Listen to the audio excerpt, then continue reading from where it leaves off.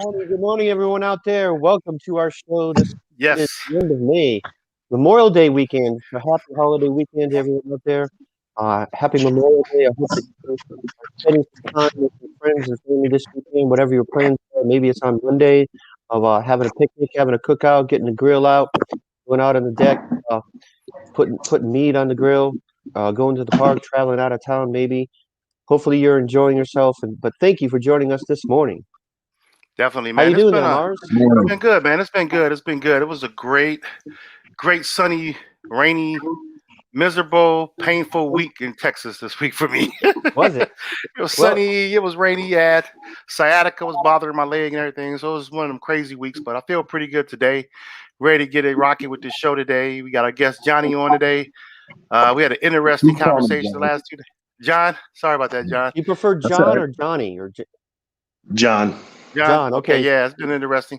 But yeah, man. John It's is been a a fellow Buckeye, by the way. So we have a new face on this morning. He agreed to come on. John had a lot to say at our Thursday show. We invited him on, and so here he is. Yeah, glad to have you Fellow here. Buckeye. He only lives like an hour away from me, where I am. Yeah, So land of the roller good to have you coasters. here. Yeah, Land good It's of to the good have to you. roller be here. coasters. Yeah, It's good to be here. Let's see if it stays that way.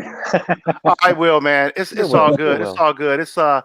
Well, I could give people some context. We were talking about race relationships and everything on Thursday, and John jumped on the thread that we were on, and I thought it was very interesting because um it's I guess the conversation is always hard to discuss race relations. And I think a lot of times that when we get into these discussions, stereotypes and biases come in that we don't even realize that we have sometimes. Now, I'm not saying that was the case in our situation, but it happens a lot. I've been studying this for a while, and I think a lot of it has to do with history moving forward.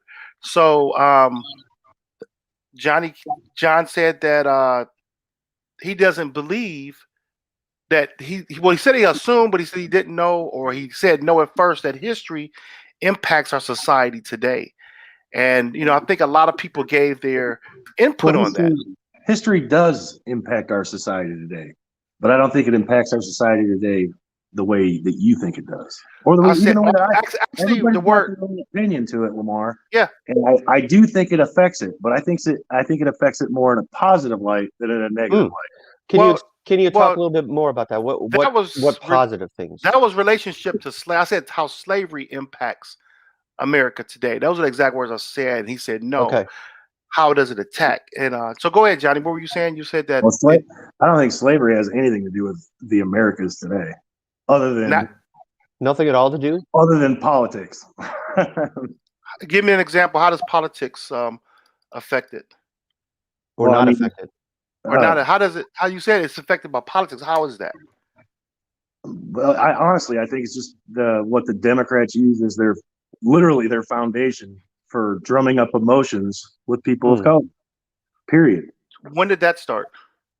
Shit, it starts every 4 years. So you're saying it's the Democrats drum up. I hear this a lot. Yeah, I'm trying to understand where does that come from? How does that formulate? How does that happen? How did that happen? Yeah. I think it actually started.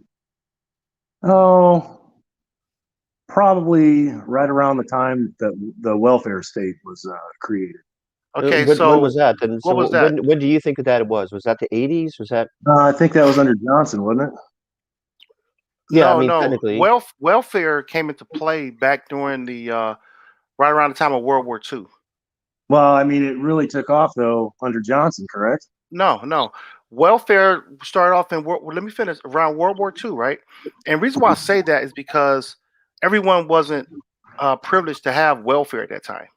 So Uh, so when welfare came out, it went to these military soldiers that were coming back from World War II. Well, actually, while they were in the war, a lot of their wives and their families were getting welfare, and then the economy was so bad at that time. Also, that money gave them opportunities to move forward. Did you know that I'm everyone couldn't receive welfare at that time or public I'm sort assistance? of curious as to why this has to do with I'm race, not. though. I'm Why not a welfare has to history do with buff at all, race. dude. No, I'm educating you. That's what I'm telling you. I don't think you knew that. I didn't think you knew that because No, you said the only welfare state I'm aware of that was enacted under Johnson. I think it was even Johnson. I don't even know that. yeah. It was in the '60s, Civil wasn't it? Rights Act? No, No, not the Civil Rights Act. he said Literally the he said welfare program. he said welfare program. No, they came out during World War II for guess whom? So, all right, how But about this? I'm still How wondering about what this? welfare has to do with race exactly. Well, I'm getting there, but I wanted to let him know for a fact that black people couldn't receive welfare at that time. That's what I wanted to let him know because he brought up Okay. race with it. They couldn't receive welfare. They couldn't receive the GI loan. They couldn't buy homes. They couldn't even move out of neighborhoods. They couldn't do those things. And so I don't think John knew that. And so that's why I wanted to let him know. So as we go into this conversation about the welfare state, he would be, well informed. That's all. So go ahead and continue about the welfare Well, I state. wasn't What even alive, when this happened. So I know. I wasn't either. But go ahead. What were you saying about the welfare state that Johnson put together? So what happened? I think it's just a way to control the minority community. I mean, I'm not saying that white people aren't on welfare because I know they are. So how are they? I So got do you? family that's on welfare. So did you? So what makes you think that minorities want to be on welfare? It's not that they want to be. Okay. The way I see it is it's a system of control to keep Okay. them in the hole. I mean, Okay. Jesus Christ, why else would you incentivize fatherless homes?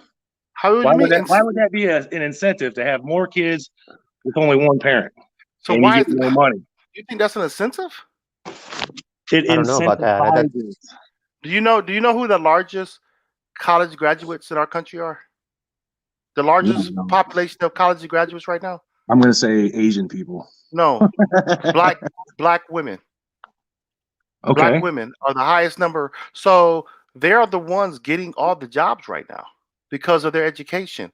So when you say minorities are the ones that are getting on welfare, I'm trying to understand where that's coming from because I talk to people all the time and we know that the largest states that are highly populated white states are Kentucky, Alabama, West Virginia, and they have high welfare rates. And I'm I just trying said to. that. I said I understand. I'm not saying that. Yeah. I'm not saying that black people or people of color are the sole recipients of welfare. Okay. Okay. I just But want to. if you look at Democrat controlled cities, Okay. just Democrat controlled cities, the majority of it are people of color. I just That's think what. that this sort of Democrat-controlled city is Basically, something that we started hearing what I'm about in the saying last is welfare has 5 years destroyed or the black so. family. But doesn't I How mean does it? doesn't it destroy any family though? Okay, no, no, but he makes a Statistically point. speaking, there is more numbers of people It of does. white It does people on destroy welfare. families, period. Well, this is what I'm But saying. Why is it that they're on welfare? I couldn't tell you, to be honest with you. Could it possibly be that jobs were moved out of those communities? Could it possibly be going back when they couldn't afford welfare, like some white families were able to get welfare, to be able to buy homes? First of all, when you bought a home with your money, when you got on government assistance because you didn't have jobs after World War II, and you were able to buy your home with this money because your husband or your father or somebody was But in. Let me finish. They buy a home. What happens with that home? They rent it out or they turn around and they can sell it, which gives them equity. Okay, that wasn't the case for a lot of people. So when these things happen, these families had to go back to these neighborhoods that were being broken down over a time, and there was nothing to pick those neighborhoods up. So what happened? They couldn't get the jobs. They couldn't go to the universities that maybe a white person could go to at that time. Those things weren't the case then. You had to. Why did you think they even established historical black colleges? Because they couldn't go to the white universities where they can get educated. These things that make their lives better. Jobs. Well, he talked about Tulsa was a prime example. Could you imagine if Wall Street, Black Wall Street, was thriving today? Can you imagine the wealth that would have been distributed across this country to make these families so they won't be on welfare? You it's have just so many massacres during that time. The Springfield massacre happened. You had Rosewood that happened. You had Vinegar Hill. All these were thriving communities of color. And what happened? They were destroyed, not by themselves. It was racist people that came and destroyed these towns. So if you had Right. all these pockets, Back then. no, listen to what I'm saying. It took years. How do you reestablish the wealth that you had? How do you reestablish that? It takes generations after generation after generation to reestablish wealth again. You think here's right now when you see millionaires now, first thing people say are black athletes or black celebrities. That's the quickest way for them to gain financial wealth.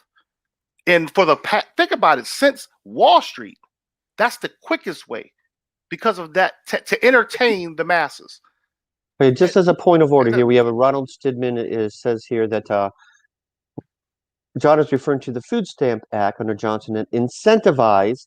I would argue that that's an opinion. Incentivized single-parent homes are paying more, resulting in a typical black family going from 83% to having two parents to 21%. Those percentages are irregardless of race, though. I mean, single-parent homes have gone down in every race. And, I think this has more to do with cultural changes than it has to do with the Food Stamp Act.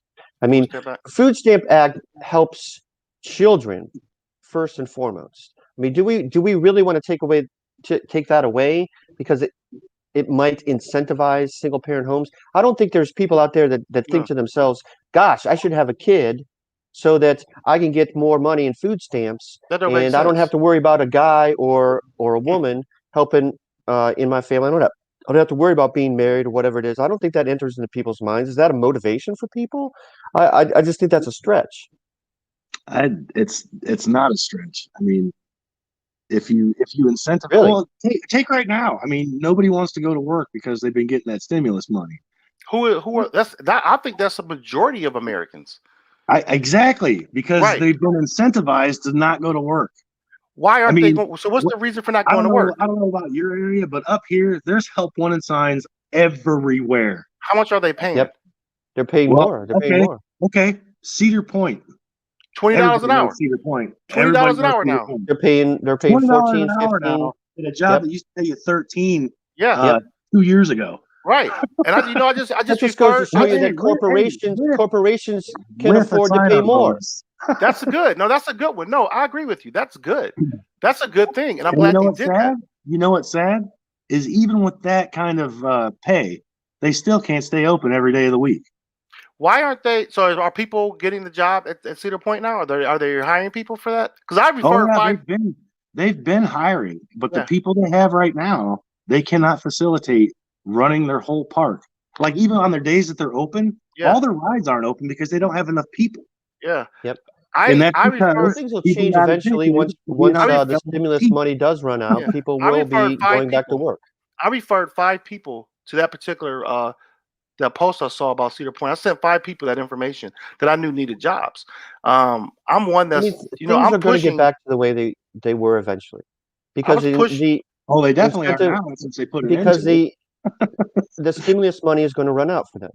It's not going to last forever. No, so I mean, people need to understand that this was a special once in 100-year circumstance, and so if you're going to like point to things and say that they are some sort of indicative of the way things are now and the way people are now, I think that's a little bit false. Yeah. I mean, are people lazy? People don't want to work? $20 an hour? What did you just say there? I think we need to appreciate how this was a once in 100-year event, and to say that, well, this is indicative of how people are now. People are lazy; they don't want to work because they got stimulus money. I think it's a little bit false. I mean, I think that I'm not saying they're lazy. I'm not saying they're lazy, but they got used to not having to work and getting paid for it. Why should I go to work if I get a job that's going to decrease my income because I'm no longer getting an incentive on top of unemployment? And I you didn't have to submit applications showing you were looking for a job. Yeah. I think people are different. Everyone has their situation they're in. I think many people are in different situations, for one. I don't think everyone. I think you're right. There are some people I think have been incentivized. I do agree with that. But I don't think it's a race issue. I think it's just people in general who don't want to work. That's what I said. I'm not saying it's race. So, everybody. So that's that I totally agree with. And I've known people who right here in Texas who are in that situation right now, who are taking advantage of that situation from different backgrounds. I think these things have been with us for a while. We just haven't noticed them. I mean, this is immigrants take jobs that people that are citizens in this country don't want. Why? Because they're hard jobs. Well, if you look at that, why is the pay rate so low in America? that people would be incentivized for that. That's the question we need to be asking. Not blaming the person who's getting the check. Why is our country in a position where these people need a check? Corporations would not offer No, $20 an hour unless they could afford it. It just goes to show you that they can afford it. All along, they could have afforded paying people more. Yeah, they could have. I mean, that goes across the board to almost every industry. There were opportunities. So I would disagree. In 1960, black homes and white homes were equivocal, and 2% homes, whereas 2% homes were completely flipped, and black communities, whereas dropped 68% to the white community, remains that nearly 80% in the Hispanic community as of the 2020 census. So that's from Stidman. He's a stats person. Okay, so 80% of homes, Hispanic homes, are two-parent families. Okay, I didn't know that. So I mean, is it because of food stamps? No, I just think it's because society. I think it's just our society in general. It's a cultural issue. It's a culture issue in America where they Right, don't but push. it's not just one culture; it's every culture. Totally agree.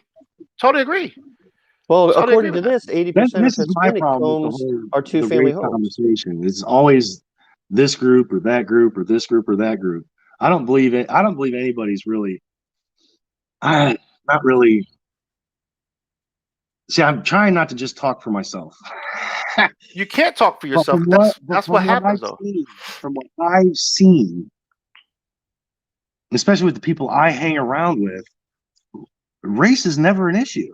Nobody gives a shit. Sorry, nobody cares about the color of your skin. We're not talking about that. I treat you how you treat me is basically the motto. You know what I'm saying? Right. You lose all your respect the minute I see that. Well, Period. you don't. When you see what? When you see people play the race card, you mean? No, not And no. what's a race card? That's another made up name, though. Play a race card. I'm saying. I'm just trying to get. I'm just trying to get to what you're saying exactly. You don't treat somebody right. Okay. Okay. I'm sorry. I'm a firm believer in doing to others as you would have done unto you. Okay. Yeah. Okay. You know what I mean? So you know what I'm talking about. You treat people with respect until that respect is lost. How is that respect lost? I mean, what I'm saying is that by their actions. I mean, you can see it every day. The way people treat other people, you can see it. Okay, My wife actually asked me. She don't understand how I could just go to a complete stranger and just start joking. It's just because that's the way I am. Same here. But you're saying that we're not saying that relationships is based on race. What we're talking about is the things that impact our society that are based on race. That's the only conversation we've ever had. You're looking at it from a surface perspective. You're not looking at it from a deep. Well, what else do I have to go on if I don't know this person? That's the point I'm making. You don't have a conversation enough with that person. You never ask the person questions. When I made my comment the other day, you immediately attacked it from a personal perspective. When I made my comment, because the first thing, the one that I put about how I named all the things that I'm tired of hearing this and that and other. The only issue you picked out was race. Because that was a topic. Well, no, the only issue I said was 400 years. Yeah, right. Why out of that whole? I assumed you were talking about slavery. What I'm saying is, out of that whole paragraph, that's what you picked out. Why did that attract your attention so much? Because I'm tired of seeing it used as a crutch. What's the crutch? What's the crutch? The crutch is that America is racist. America is not racist. I've never said America was racist. But that's. You mean the systems? You mean racist systems that are in place that affect Americans today? Yes. I don't even think the systems are racist. It's not about what you think. The systems are designed to keep people down, not just one race. All people that are in that system. Okay, we use welfare, prison. It's all designed to keep you there, so that it doesn't change. So and that's why I said the biggest problem in this country is accountability, responsibility, and family. So we got to go back. It actually starts with family. And did you see my comment I wrote about that accountability? Honestly, dude, I've been blasted with so many comments since I've been in this group. I don't know. Well, and I think the reason why people came at you the way they were because they saw the things that you didn't. You're looking at it from your perspective only. I got to look at it from a broader scope. So that's why I say 400 years. And you look at hold on one. This is John from Prim was making a comment. Are we on? I didn't post it to their page yet. The thing about it is that the 400 years make a difference because we start talking about policing, and I told you to do a research on policing. Well, police And weren't started because of slave rounder-uppers. I forget what they're called, but that's not police weren't started to round up slaves. That's what law enforcement started at. No. That's where it started in our country. Where did it start? Those were posses, and they were designed. They were actually bought and paid for like so we have a discrepancy. They were private entities hired by the plantation owners. And what did they did not have the same powers as a police officer does. What did they turn into? I'm just saying, what did they turn? Those people became law enforcement later. Yes, they did. Well, they might have. We have another John here. Good morning, John Stahl, who is the moderator of the Prim Forum on Facebook. Welcome, John. So let's go back to why I said it affects us today. Have you heard? If you look up Barbados slave codes and you look forward to how they were treated, compares today, in my opinion, through stats that are put out there, that officers treat minorities the same exact way. They do upon them as they want to do. And that's why so many are getting in trouble now, because this is being put out there. This is a historical fact that's been going on for decades of how the police handle people of color. And it started at that point back then. I just want to interject here with Ronald here. So I would agree with this statement, Ronald, that I think I didn't say all. I think that the systematic injustices, as I say, systematic injustices is actually elitist privilege rather than some sort of racial privilege. I agree with that. I think that it has to do with money and power more than anything else. So you're saying policing does with money and power? Yes. Are you talking to me? Yeah, of course it does. Well, if somebody with money and power and influence are not going to get prosecuted the same way as somebody who's poor. No. Did you see the basketball player who was stopped at a Walgreens and they attacked this dude, attacked him? There's been professional. Did they know he was did they know? No, did that's they know the that point I'm beforehand? making. They didn't know, but he was able to get up. Once they did, didn't things change? No, it didn't change right away. Not right away, but they did change eventually. It wasn't just because if the whole fact was the cops were wrong. That's why it changed. These are the things I'm saying. It's why did they even approach the man the way they did? That's the issue. Is how you approach a person. If, like I said, that's why I say that it affects people, because it all starts in here and it starts in your heart. If you approach everybody the same way from a police officer standpoint, if you want to look at people as everybody being guilty, you got to look at everybody as being guilty, not who you select to be guilty because they're doing a crime. We did stories of this too many times where you got the exact same crime and one person is treated totally different than the other, or one could be totally aggressive and not get anything happen to them. We've done these stories over and over. Of course. So it's about the mentality of the person. That's not something they learn in the police academy. That is something that's been handed down through generations. That's inherited. Or maybe it is something they learned in the police academy. I don't know. I've never been to a police academy. I've got family relatives that have been cops for a while, and it's something conditional too.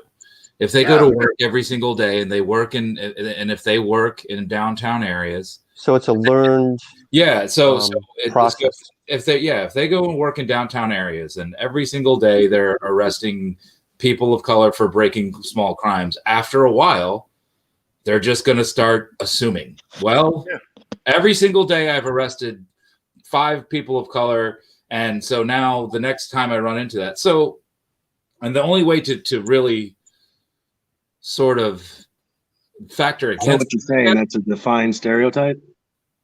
No, let me finish. So the only reason why you can sort of guard against that is that the police, the sergeants, the police themselves need to have psychologically talk to these guys, and they need to evaluate their own cops, and there has to be constant because if it gets to that point where they're just sort of arresting people because you have to scrutinize every single time a cop pulls somebody over, and there's got to be a high standard, and if a cop isn't cutting it, it's got to be like if a pilot comes to work drunk once, he's done. He's over. His career is done. Yeah. And it should be Maybe not. So should it be the same for but police? that strict, but the one step down from that strict. You know what I mean? Like, What would that be exactly, though? There can't be. Well, there definitely can't be the situation where, okay, I beat up this guy, I got And then you get a job at the next community over. yeah, and then I go over to the next county and get hired. That can't happen. Well, look at Derek Chauvin. He had 18 complaints of. Yeah, there needs to be a federal registry. That don't make sense. There should be a federal registry. A federal registry of bad cops. of And complaints be of part of a federal law that's saying if I get fired from a police agency for beating up guys, I'm on a list. I can't be a cop anymore. It's time to go back to school and figure out. I would agree with that. I would affirm that. But why is that? Why is that such a debate? Why is that an argument? That qualified immunity. Why is that such a big debate when it's obvious that this could be something that works? Huh? You need to explain that to me. I've heard that go around. It's talking about what you just said. They're protected. The police are protected in that way. They can go to another job if they want to go. It's like medical malpractice insurance for a cop. Right now, like I said, I really don't. I would have to read up on it more before I could make an intelligent comment about it. So I'd rather sit here. Well, I just told you what it is. It's like medical malpractice insurance for a doctor. It's the same principle for a cop. Yeah, but if that happens too often to the doctor's going to be out of practice. Who thought that going to have their medical license taken away? Why did this ever become a thing? Yeah, why? Protect money and power. Because there would be no cops if they didn't have some form of a protection. There's the same thing for unions. Unions have protection as well for their job. No cops. So you're telling me that every cop has to be able to beat people to do their job? No, no, that's not what I'm saying. I'm saying you said there would be no cops. The insurance that they have. He misinterpreted what I said. He misinterpreted what I said. You're suing the city or the county or the state in which that officer is affiliated with. You're not suing him directly. Well, you need to. You need to. There would be no police. Just like there would be no. No, you're not. No, that's not. No, you won't have the bad police anymore. There are many cops that don't beat people every single day. I would say 99% of them don't have ever needed qualified immunity in their life.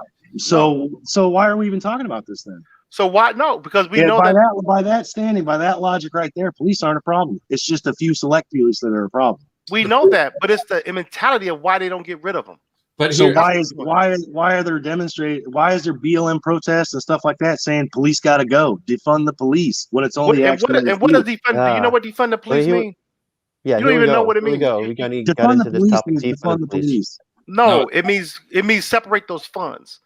Make the funds appropriate to where people can actually use it. And I'm not a big advocate. I'm not a big advocate. Police, what happens? Hold on, we're talking over each other here. No. Go ahead, John, and then Lamar. If you reallocate money from a police fund, what happens to cops? Go ahead, Lamar. You will have good cops on your staff. You'll get rid of the ones that aren't good. But you have to lose cops.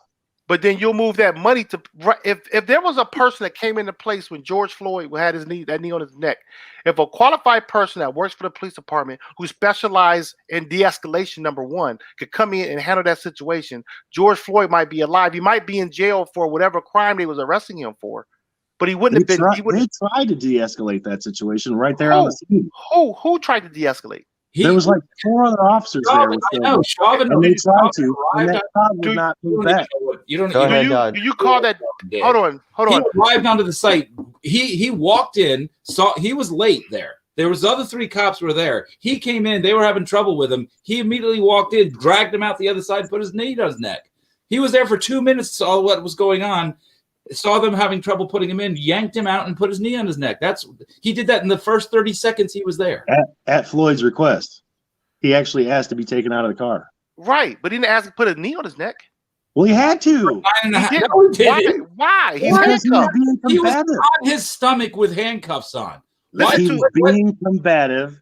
He was on his stomach with handcuffs on. Blame the crowd. Because they were exasperated. So I got a question. At what point was he a moron? Gee, I'm done. At what point was he not? Hold on. What I'm saying is, what point was he not combative anymore? When he had him on the ground, his knee was on his neck. So why didn't he He take the knee off? neutralized him from being a threat So why didn't he ever take his knee off? because the crowd never stopped being a threat. The crowd was not threatening him. The crowd was Really? telling. How did they threaten him? They were yelling at him the whole time. So how are they threatening him? I don't know. Try that shit with me. I mean, there's a whole bunch of videos out there on it. Yeah, but what were they doing that was threatening? Just being there and exasperating the situation. Like, what did they say to make it threatening? Oh my God, I can't recall from memory. You mean saying? But they were. It was enough. It was enough that Chauvin was doing exactly what that police department trained them to do. Well, let me say this then. The only thing that I heard that was loud at the officer was, "Get your knee off his neck. He's not breathing anymore. Get your knee off his neck. You're killing him."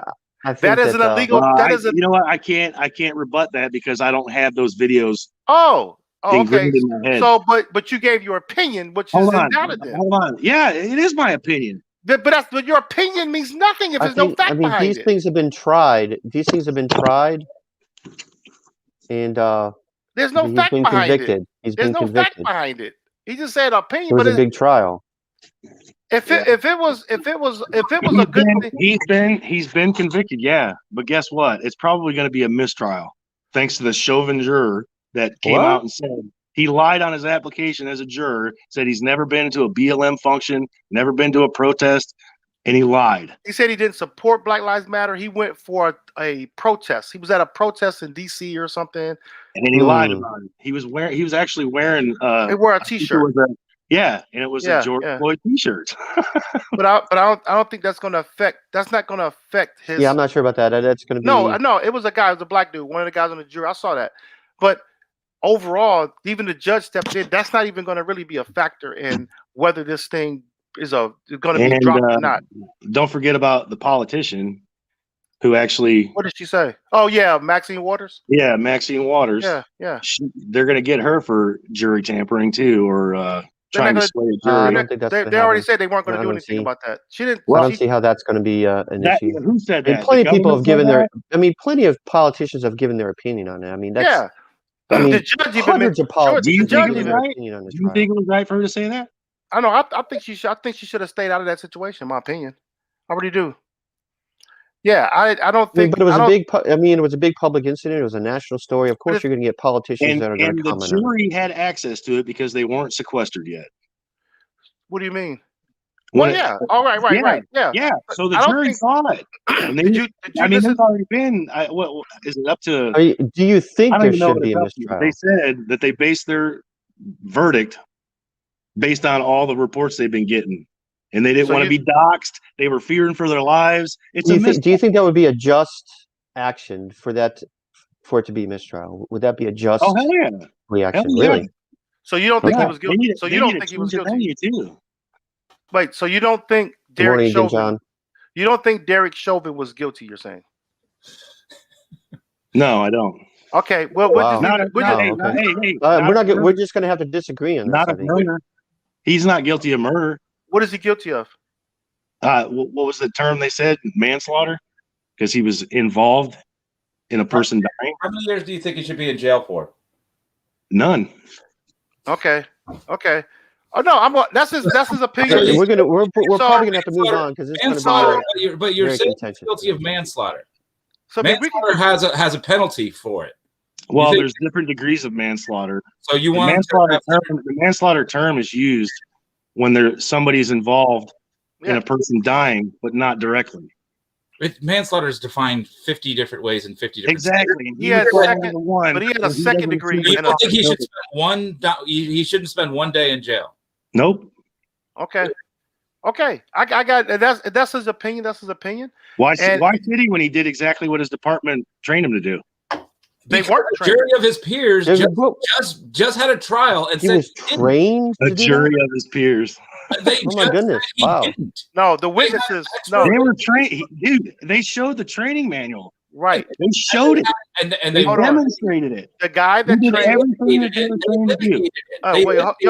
They showed that he did not do it, and his jury of his peers found him guilty. That's what happens in this country. No. The thing about it that makes it different is that the people that were part of the training program said that it was illegal. They said it wasn't right. So that was the trainer who has trained Chauvin.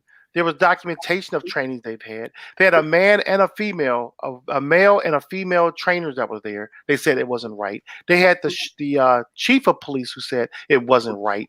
Those were his co-workers who agreed that he overstepped his boundaries. And if that's the case, and you still think I have to go back and rewatch this footage because I don't remember that part. Yeah, that's the third time you said you don't know something. I understand. His boss. No. I didn't say I didn't know. No, but what I'm saying is that. But the footage that I saw, they were all questioning. Well, I think the biggest one was the chief denying that it was even in their training manual, but it is. Why did he get fired from the police being a cop immediately? I'll tell you why he got fired. Pounds, then why did he get fired? This is why he got fired, in my opinion. I just give an opinion now because it's going to show true because it happens every time. They didn't fire him right away. They didn't fire him after the city started getting within tore up. about 48 hours. That's when the city started getting tore up because they didn't arrest this guy. Very, very quickly. So they arrested him earlier to try to get some resolve within the communities. That was one of the main reasons because they didn't arrest him right away. If that was the case, they would have arrested him within a day. They would have been like, they didn't arrest him right away, but they fired him, which means they fired.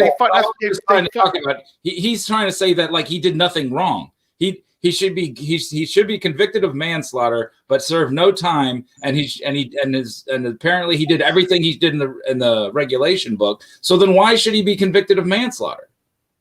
Because I'm saying he should be convicted of manslaughter where he doesn't bear responsibility of the death. He was just manslaughter does not mean that you don't receive responsibility. Wow, I don't know. It's intent. Manslaughter is no intent. In handcuffs on his stomach. He was in handcuffs on his stomach. So do you understand that? So let's move it on. Let's move it on. I have a question that I want to move on. I say move it on because I want to get everyone's opinion here on something. Can I do that? Before the broadcast, before we came on, we were talking about history, and we sort of mentioned it here at the beginning of our streaming show here. What does it matter? What does slavery matter that it happened 100 and whatever some years ago, 400 years ago, 200 years ago, 158 years ago? What does it matter that happened? Does history matter? Does Tulsa matter? 100 years ago, almost 100 years ago, in a few days, this weekend, it happened, the massacre in Tulsa. What does that matter? Does that matter for us as people? Does that matter for our culture? Does that play any part in our culture today? Yes. I don't see how. Hardly anybody knows about it. Hardly anybody. That might be the problem. That might be the problem is because nobody knows it. Like I said, I never even heard of it until you guys talked. When did you first hear about it? And then I mistook it for Rosewood just because I saw that movie. I thought that's what that movie was based on. So wait, so you just heard about it recently then? When you guys were talking about it. Okay. So John, what are you talking? John, what are you referring to? Tulsa. We're referring to Tulsa. Juneteenth or whatever it is. No, that's not Juneteenth. Totally not Juneteenth. different. We're talking about Tulsa. The Tulsa massacre that happened on May 30th, June 1st. Never heard of 1921. Juneteenth should be a national holiday. Oh, we'll get to that in a minute. I just want to know when you heard about Tulsa. How old were you? I heard about it a year and a half ago, and I heard about it watching the HBO series The Watchmen, and I was embarrassed that I had never heard about this before. Are you talking to me? I'm talking to both of you. I just told you. I just heard about it. Both of the Johns. Yesterday or and Friday. John Stahl, when did you learn about it? When did you learn? Did you learn about it in school? Did you learn about it in history class? Just recently, not just recently. Okay. Yeah. I think that's a tragedy we didn't hear about it. Yeah. I know what you're referring to, but I don't. It's not. Definitely hasn't been a long time. But so my secondary question is: heard about it doesn't mean it didn't exist. I mean, the whole reason it did. I mean, the whole reason why this thing with cops is more prevalent now than it was before is because everybody's got a cell phone in their pocket. The fact that people are seeing it now, the fact that it just shows you how bad was it before people had cell phones in their pocket. Yeah, I wonder the same thing. What I mean? The fact that this is out there right now and we're seeing this happen every day, and we had a cop that felt well within his power, and I'm not gonna don't want to rehash the Chauvin thing, but I'm just saying he sat there with a knee on his neck and in front of people, in front of getting filmed, and did not faze him at all.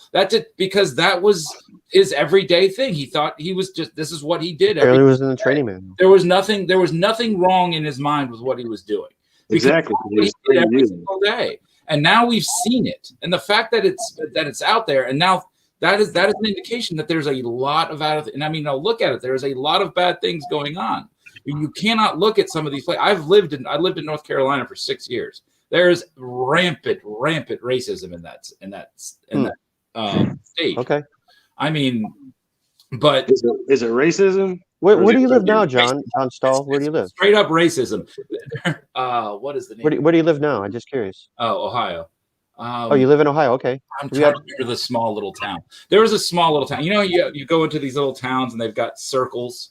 You got the little like a turnaround, like a little roundabouts that you roundabouts. Yeah, the little roundabouts in these small little towns. Well, there's a roundabout when you took these two secondary highways and run around this building, and usually the building is I'm trying to for the life of me, I'm trying to remember the name of the town. Pittsburgh? It might be Pittsburgh. I don't know. But anyways, so I found out I drove through these two secondary highways, and I drove this route all the time. And one day I just stopped and read the thing to find out what this building was, because usually it's like City Hall or something. It was the slave auction building. They built their town and built the roundabout around the slave auction building. Oh, we lost him. Okay. So we got too bad. That shows you how that community they were so proud of their slavery auction. Was it like a museum? Was it like a landmark? Did it have a big plaque in front of it, or it was just an old building, and they decided to make these two highways, make it the center of their town, basically. So if you drove anywhere through this area and you had to go through Pittsburgh, you had to stop and go a roundabout and look at this building that was the slave auction. What does that do when you see that? When you see that, Lamar, if you were driving through that town, what would you think? When you see that, and you know what it is? It would be chilling, because I've had ancestors of mine that I know people. I don't know them personally, but I've had family members of mine that were hung that I know happened in North Carolina. So does it bother me? What if you lived in that town? What if you lived in that town? It would still hurt. It still hurts. I mean, like, I'm in Texas now. I just found out that about the courthouse in the next county over was burned down because a mob of people came and killed a black man who was accused of messing with the employer's wife, which we don't know if that was true or not. He denied everything. But that seems like that's the same story why these people are hung. It's like they mess with a white woman and they're hung, or they're lynched. And so what when do you hear these nowadays, Lamar? What do you see nowadays that you wouldn't have saw in prevalence 40 years ago? Nowadays, there's a town in North Carolina that has at the center of their town the slave auction building. That's now. Right now in Texas, in Denton, Texas. Yeah. What do you see nowadays that you wouldn't have seen 40 years ago in prevalence? What do I see now? Yeah, that you would not have seen 40 years ago. Hell, probably 20 years ago. I'm trying to think. I'm not sure. Interracial couples. You saw them back then. Not as prevalent now. They are. They were still out there. It's prevalent now because it's probably more acceptable. You would say it's acceptable because you can't change that. Why are you pointing this out? I don't understand the point. But interracial it goes against the narrative that this country's racist. No one said the country was racist. Because we allow black people to marry. I never said our country was racist. I said that we have systems in place that extend to racism. And I use the police department as one example. And so I take it you're a Republican. Why is there only one Republican in the Senate, one black senator? Why is that? Why aren't they pushing for more? I don't know, to be honest with you. I mean, who cares? Just saying. Do you think it doesn't matter who the person is? Let me finish. Please let me finish. Representation. It's a house representative. Please let me finish. Please let me finish. Go ahead, Lamar. Please let me finish. I asked that question because you need to have face at the table to make change.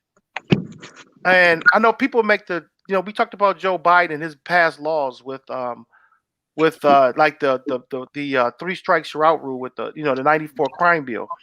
And I feel right now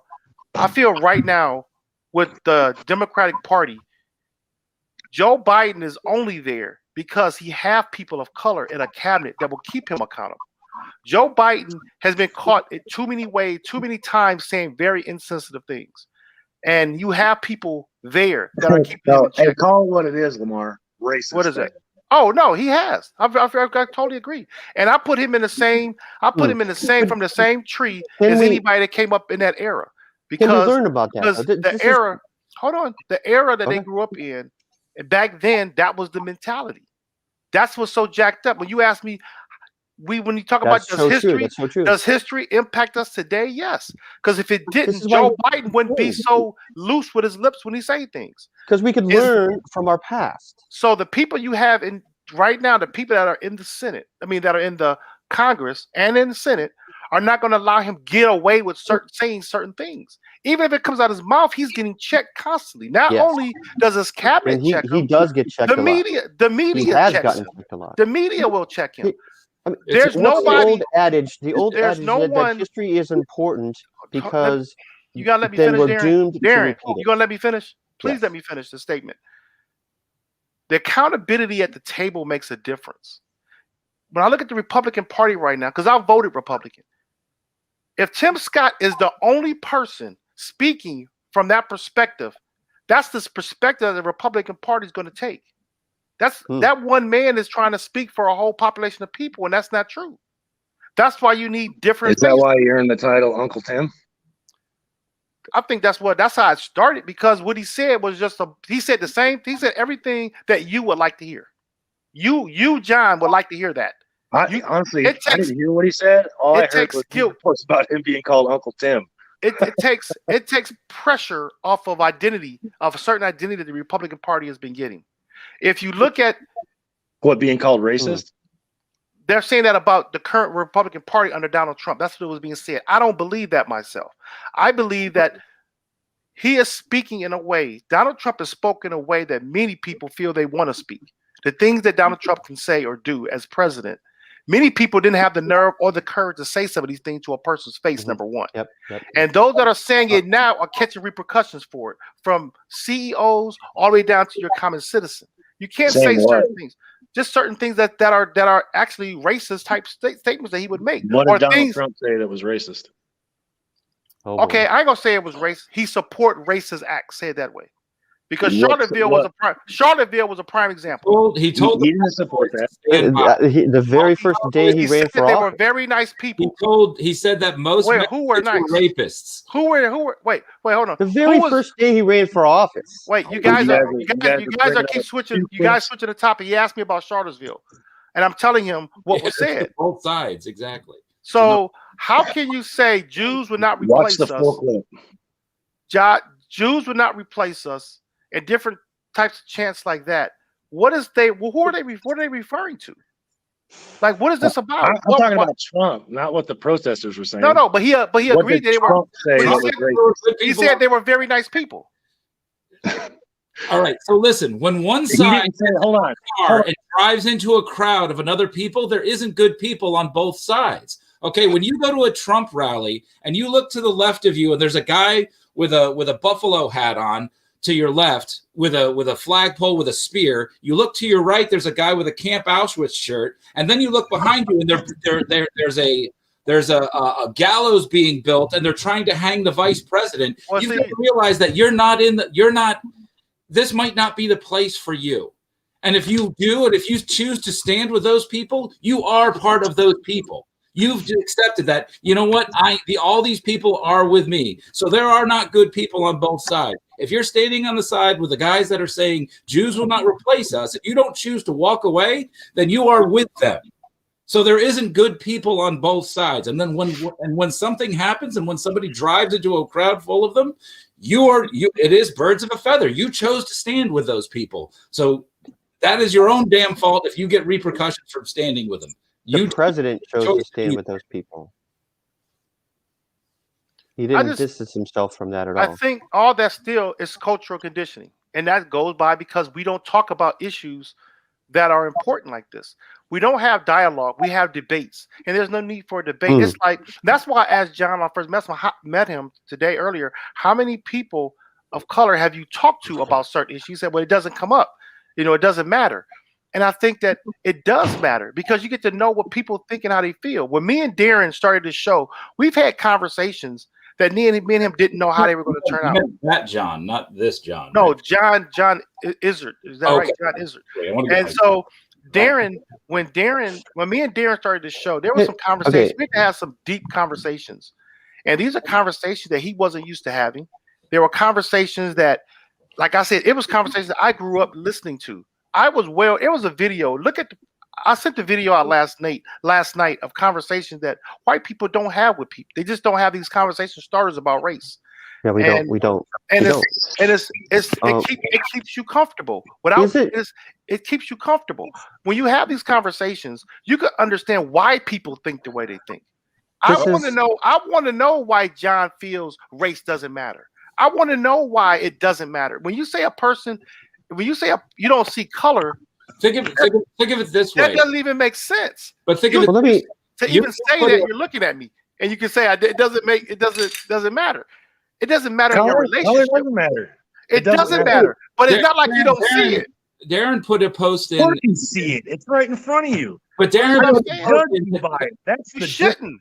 That's what I'm saying. You don't. But there are systems. A lot of people don't. No, the system in place. One cop killed one guy. Okay, and we had every major city in this country go apeshit, and around the world, mind you. Race matters. It definitely matters, and it's definitely something that's top of mind. You know what? You were trying to have a conversation about race. You said, hey, you put like a 2-word sentence in prim and said, hey, does anybody want to have to talk about race? That's all you said. 240 comments later, and people I wasn't talk about it. Just to bring that happened, bring up a conversation about it. Okay. It's not like it doesn't exist. It's out there. And the only way to stigmatize something is to talk about it. And if you want to live in a hole, it does. Okay. Can I finish? But if you want to pretend it lives in a hole and doesn't matter, well, then you're just being ignorant to it, self-induced ignorance, and that's just silly, and it's not helping anything, and that's going to perpetuate the problem. Now you've got to be able to talk about it without getting emotional, which is hard for me, as you can see. I've already been quite emotional on this, but you've got to be able to convey your point in a rational way. Like, I understand what Johnny Izzard is saying is that because, and here's the flip side of what it is he's saying, like, you know what, we've had this is, I'm not gonna say that this is his view, but I will say that there's other people like him that believe this. Well, we had a black president, so there is no more racism problem. Yeah, that's definitely not me, brother. Oh, I know. That's why I said I'm not going to associate with you, but you'll agree that there are people out there that think. Yeah, we hear that. I hear that all the time. I already said there's racists out there. Okay, so all sides, brother. But now the problem is that somebody would believe that, and then Lamar will sit there and say, oh my God, he'll get so offended on the flip side of that. Like, oh my God, all of these people think that we're done making progress. Now we have to rest. Well, Lamar, you have to accept that. You have to accept that blacks don't drink out of water fountains, their own water fountains anymore. They don't have to be in the. There has been some progress, but that doesn't mean we stop. They have a water fountain here. Check out. Middle got to sort of all both come to. They're trying to tear down a water fountain here in Denton. It's a water fountain from the 60s that says, or 50s that says whites and blacks. And it's in downtown. It's not working. It's cut off, and above it is this Confederate soldier. So this black guy has been protesting for like 30 years. He says, since there's equality right now and there's no segregation, turn the water fountains on. They won't turn them on. So it's like a memorial there. So they're like tear them down then. Why would you use them? No. The point he's saying is that why are they still there? Why not tear them down if they're going to say black and white on the water fountains? Because it's a reminder of history. But you just said history don't matter. No. Listen, it's still impacting us. History does matter. I just don't think we should live in it. So why do you keep that Why water do you fountain? select certain history to? Why do you will fight to the death for a Confederate statue Here's or a plaque? the thing. Here's the thing. That says this. No. All I history. care less about the Confederate statue. If you go through Germany, do you know how many statues of Hitler they have? None. 0. Not one. You couldn't find one anywhere. You know why? Because that's a national stain. Well, see, that's the point I was making about the city. And anybody's forgotten about Hitler? Well, the thing about it, one of the most evil man in history, I think, right up there with Mao. What the fuck's that? That's all true. That's all true. Yes. So we're back on this history thing. So there was a comment made in our show. There's lots of white supremacists that live and die over what Donald Trump says that carry a Nazi flag, and you got to say to yourself, how is this guy in my camp? Why? Okay. Why is that a reflection on me? Why? What is Donald Trump saying that is making these people like him? And you got to figure. Donald Trump's got to care enough to say, listen, this is not who I am, and this is not who I stand for. Okay, speaking of Donald Trump, so the national debate. We have a tendency in this country, and this is true, and this was a comment made in our pre-show, that we don't want to focus on these things that are negative. We don't want to talk about Tulsa. We don't want to talk about slavery. We don't want to talk about fill in the blank. We don't want to talk about the failed Reconstruction. We don't want to talk about the things that we are not proud about. Vietnam, we don't talk about that. We're not proud of Vietnam, right? So we don't talk about it. We have a tendency not to talk about it, not to dwell in it. Is that a problem in this country that we don't focus on these things, or we don't give the proper time for these things to talk about them and to learn about them? That you can't.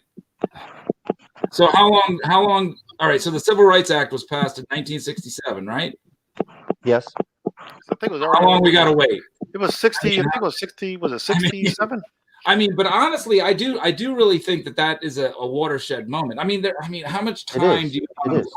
Yeah, and I honestly think that a lot of the racism that we do have now is generational, and it's literally pre-1967 and post-1967. I think there's a hell of a lot. I think that's true. Live in a post-civil rights world and an after-civil rights world, and that's where I think that's still true. I think that's still true, and that was over 50 years ago. So honestly, a lot of this, I hope, will just sort of fade out over time when that generation sort of goes away. But when you sit there and see.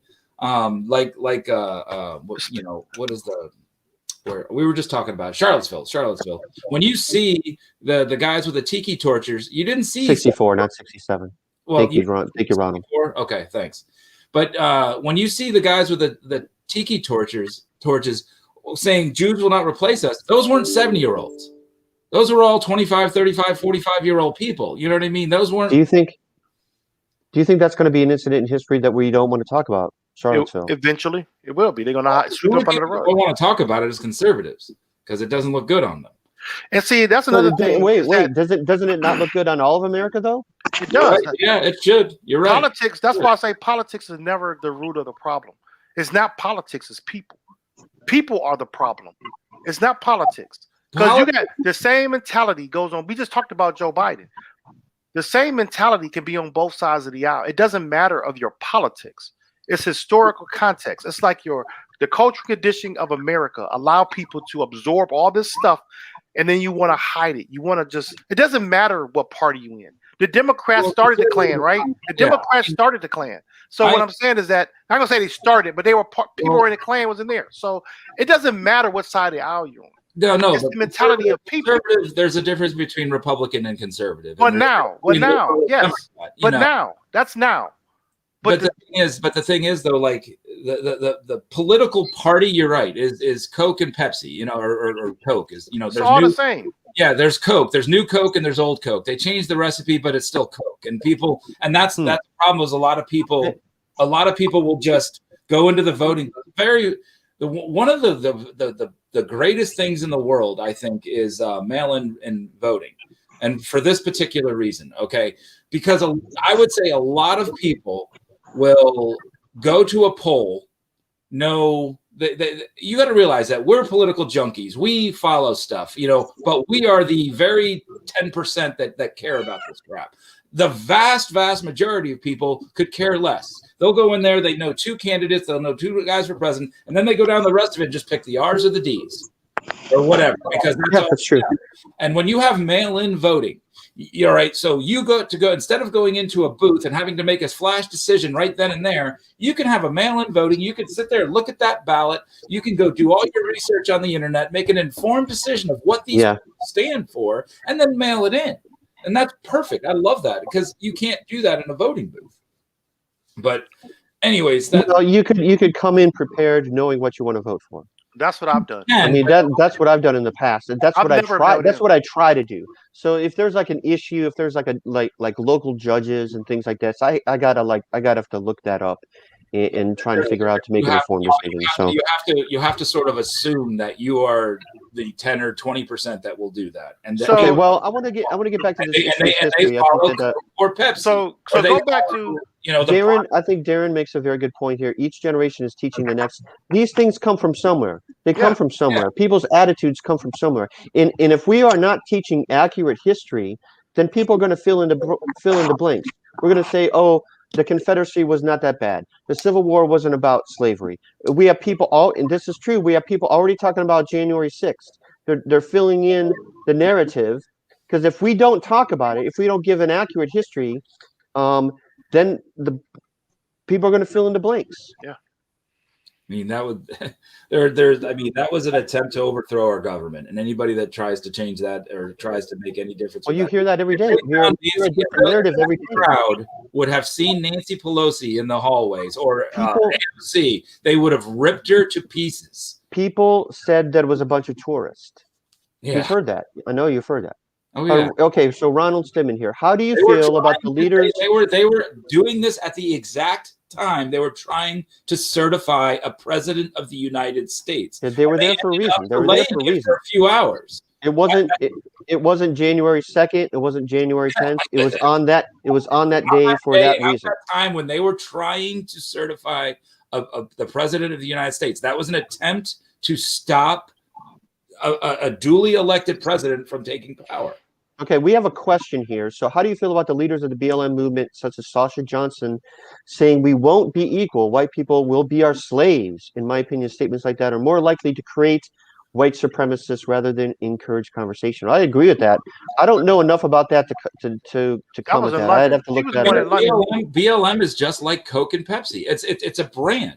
I mean, there are people that go through that riot downtown, 17-year-old kids that are going to spray paint, and they'll run through a downtown thing and write BLM on a thing. All right, BLM is not a centralized movement. Okay, Sarah Johnson is not sitting in a command center. Sasha Johnson. She was in LA. That's for, the one in LA, like, right? okay, let's riot on this town. Let's make sure we go over here and blow this up. Let's go in there. It is, there isn't an organized BLM thing. This is you've got the political action committee that is very Marxist and very, they're focused on what they do, just like the Tea Party. The Tea Party is very focused on. Here's the thing. Here's the thing. Wait, she's from London. She's from Great Britain. Oh yeah. That's not nothing. That's not the American. That's not for him. That's in Great Britain. But either way, all I'm saying there's the BLM political action committee that is very focused on their issues. Black Lives Matter. Okay, well, this brings up a legitimate. What they are. But then when some kid in a riot grabs a can of spray paint and puts BLM on a sidewalk, he's not part of any kind of coordinated movement. They want to think that this is some sort of coordinated fucking riot machine, and it's not. It's the Tea Party. This brings up a legitimate question. I don't agree with everything that BLM does, but I've been to BLM rallies and I've been to Black Lives Matter rallies last summer, especially. Can you be a part of something and not agree on everything that they do? Well, can you go to one of the rallies? Can you believe in what they're trying to do? If you go that's positive without having to sign on to everything that's Marxist and everything that they do and everything that somebody says. I mean, that's for each individual to answer for themselves. All I know is if I'm at a Trump rally, and like I made that example before, if somebody's behind me building a guillotine and another guy's over here, that was my secondary question. It's like, I well, walk away and I'm like, this is not the place for me. But if I go did you go to the Trump rally and not storm the Capitol? Most of those people in there did not. I'm just trying to be fair here. Yeah, no, that's fine. I mean, you can support Trump, but you have to be honest. This is where leadership matters, and this is where, like, Nate, I remember this is a good reason and good example. This is why leadership. Greg brings up a very good point here. All Republicans should not be compared to Marjorie Taylor Greene. I don't agree with that. She's just getting the press. She's getting the attention, just like AOC did. My brother actually lives in her district in Georgia. Okay. But go ahead. And I don't understand why people support her so much. Just because she's. I'm not sure that they do, to be honest. I'm saying right there in her home state of Georgia. Talk about Marjorie Taylor Greene in Georgia. She is from oh my God, she is from. If you look at the state of Georgia, in the upper left-hand corner, it is a district that is the size of a peanut. I mean, it is tiny. No, but so why? What I don't understand is the pull that she's getting right now, and that, or the people that have supported to put her in a position of place in office. How does she relate to even the average person in Georgia? She doesn't. I mean, just her upbringing was totally different. Like a politician, in my opinion, should reflect his constituents.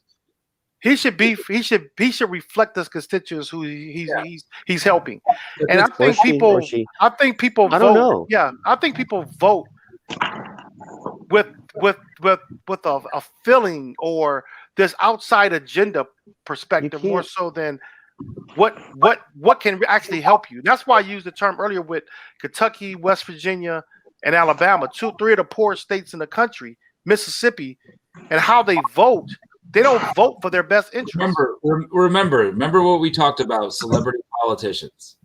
This is what it is. All she did is when she ran, she had no concept of her district. She had no, I mean, I talked to my brother, he's in the district. There's somebody that's actually saying, let's run against her that wants to work for the people. It's a farming community. It's very rural. Right. But all she did was say, she just trumpeted whatever Trump said. That's a play on words. And now she'll go in there. She's not in any committee. She's not a legislature. She has no voice in making laws. She cannot represent her community at all. All she does is make signs and put them outside her office about, gay rights or whatever, or try to get in fights with AOC on the thing to try and get on the news. Yes, so I agree with that. She just wants to grab headlines. On a tour with Matt Gaetz and everywhere but her own community. House of Representatives should never be touring. Like when Matt Gaetz went to Utah to go against Liz Cheney, that's a sign that this is someone that is angling for a job on Fox News. This isn't somebody he wants a position. He wants a position. They're going to get voted out, and then they want to go to Newsmax and get a job. Who could get stepping stone with what Matt Gaetz is being accused of? Who can get that kind of privilege to be able to do what he's doing? Joe Biden. What do you mean? What do you mean? Okay, here we go. He's the most corrupt president ever. No. What I'm saying is, currently. No, I'm saying currently, right now. Yeah, currently, right now. How come he in prison? Donald Trump just got impeached. What crime? Wait, hold on. Trump got impeached in the House, not in the Senate, dude. Impeachment? Hold on. Joe Biden. We're talking about crime. We're talking about a crime. What crime did Joe Biden commit? Nobody knows because they won't put it out there. Like, what do you mean? Yeah. So, wait, let me finish. Let me finish. All we have right now is allegations. What? I know, but you just told me he's the most corrupt president in the world. So please let me know about the media outlet that tells you the right. You know more than we all do. So what? I'm saying, hold on, John. So let's go back. Calm down, John. You said he was the most corrupt president. Up my ass since I joined this group, dude. Calm down. You just said he was the most corrupt president. Let me finish answering the question. Let's dissect it. Come on. I'm me and Darren moderate the show. Let's dissect it. I like the fact that you two are on. I like the fact that you're giving your opinion. I like the fact that you're passionate about what you're saying. But let's get some order here. And we're asking John about Biden's corruption. I'm never going to say Biden wasn't corrupt because I don't know if he was or not. It doesn't surprise me if he was. But what I'm asking is crime, because Matt Gaetz is being accused of a crime. Where I'm asking, Joe Biden never been accused of a crime. Joe Biden now. You've already assumed that he's guilty of it. Who's that? Gaetz. I didn't say that. I didn't say he was guilty. I said he was accused of a crime. He's accused of a crime. And my issue is this: is that I said Matt Gaetz have the privilege because he says he's canceled. Matt Gaetz is not canceled. He is not canceled. I'm sorry, I got to push back on that. If he was he said it out of his mouth. If he was, in my opinion, if Matt Gaetz was canceled, he would not be on news shows. He would not he would not be doing rallies. He would not be talking. Exactly. So it's impossible. There's nobody. I can't think of. There's not too many people who can come up and be accused of taking minors across state lines and sex trafficking and still be able to stand on a platform and talk. That is a interview. That means nobody has accused him of it until he's indicted. He's not officially accused of anything. I didn't say legally. Not officially, but as of right now, it's just all talk. That's the point. The point I'm making is, even with those allegations, there's support for him being where he is at. That says a lot about who supports Matt Gaetz. If this was you, either one of you on this panel here in that situation, I would have a talk with you on the side, but I wouldn't encourage you to get on platforms. Here's the thing. It's not a wise thing to do because you look very insensitive to the allegations you're being accused of. Here's the thing. What about Joe Biden? How corrupt was Joe Biden 20 years ago when he wasn't running for president? Real quick, and then we'll switch. But see, you got to realize. What about Trump? Never be considered racist until nobody has. I agree with you. As soon as somebody runs for president, all kinds of things come out. Wait, you said Trump wasn't considered a racist before he was president? Nope, you never heard the sentence "Trump is a racist" put together not one time before he became president. No. I don't know about that. No. You're absolutely. Once you say Mexicans rapists on the day you announce, that's when that started. Both of you. No, we're talking. We don't have to go back to that. We can go back further than that. Step back. I know about Central Park 5. Wait a minute. I know about his dealings with his dad. Park 5. Real estate, the housing thing in the 80s. The Central Park guys. Yeah, that was called him a racist. Central Park 5 exonerated. I call them the exonerated. I give them the exonerated 5 because they were all exonerated. After that's another way of saying how corrupt our police department was then. That was right after I graduated. That's right after I graduated from high school. So I know that story very well. That could have easily been me or any one of my friends. The same situation. I'm just saying this goes back to allegations of Joe Biden. You're saying that because allegedly Matt Gaetz has committed a crime.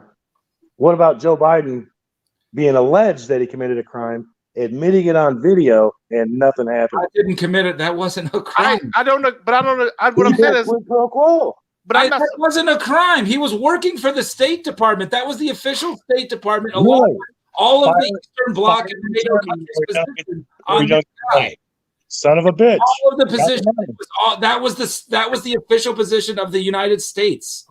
In fact, this guy was corrupt and working for the other guy, not prosecuting people. He was not prosecuting people that were corrupt, and so they said he's got to get out. No, he was investigating Burisma. Oh my God! Right. So I'm asking. So why don't you think any of that came out? Because he wasn't running for president. No. I'm asking a serious question. I don't know. I'm asking you. Donald Trump had Barr working for him. He had the Department of Justice working for him. Are you telling me that they could not find anything to put him? He had Rudy Giuliani running all over Ukraine. He had the power of the presidency. If there was a crime, why wouldn't they have charged him with one? I don't know. Why had Durham come out and said, "Here, look what I found"? They've had this 3-year-long investigation. Is it possible that maybe because there's nothing there? It's always the same thing.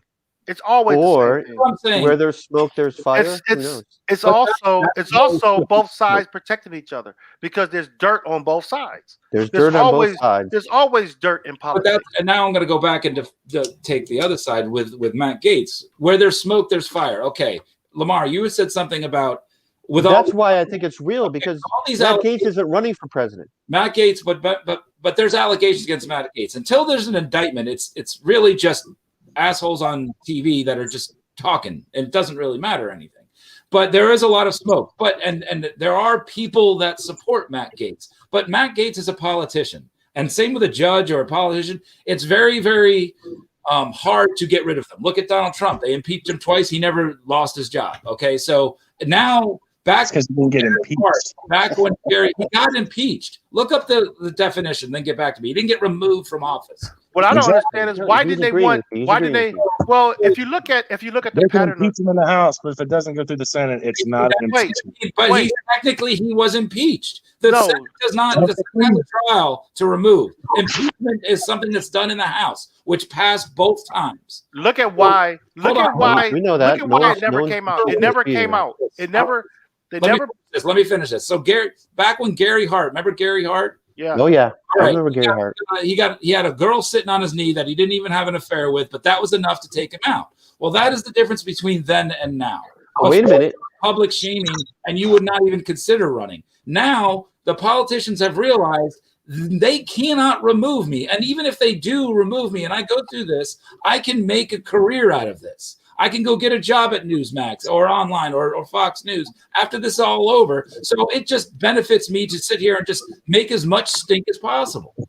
So that's, And you can even raise money after you're in office because of look at who knows why. Trump raised $250 million after the election. Hey, Lamar. I mean, my God. Yep. Lamar. Go ahead. Yeah.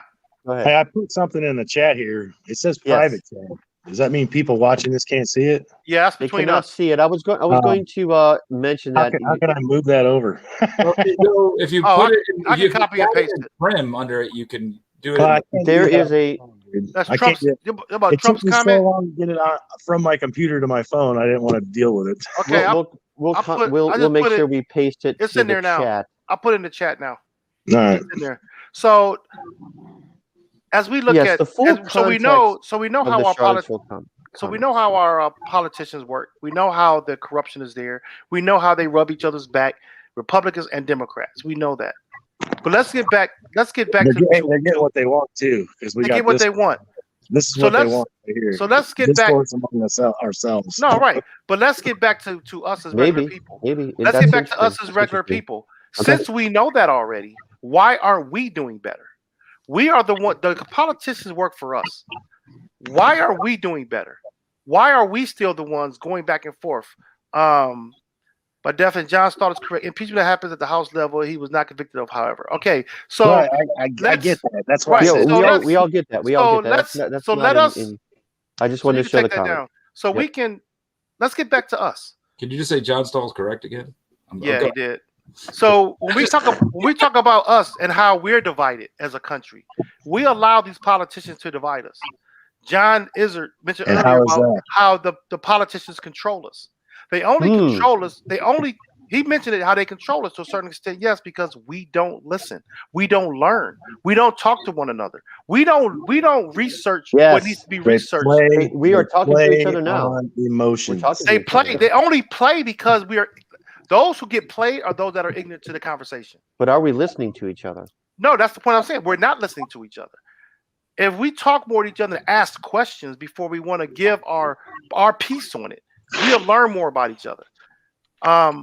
Every one of these topics we brought up has a cultural background to it.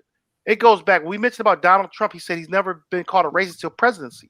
Well, the reason why you probably would say that is because of the circle of people that you've in communication with.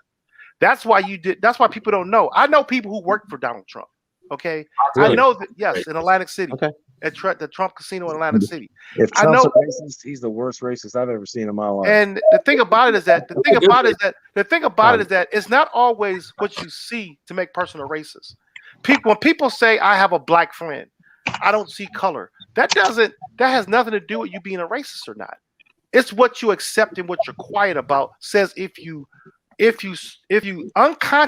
consciously support racism. That makes a difference. When things step out of line, ask a person how they feel.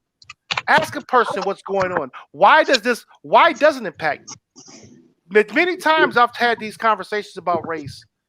No one ever asked me, how did I feel about that happened? Why did it hurt me so bad? What am I doing to try to change it? You know, people feel that, like, people bring up a story of like black on black crime. That's like one of the quickest things that people say. But people never ask me, Lamar, well, what did you actually do to try to stop black on black crime? What have you ever done to intervene? Do you try to help your communities?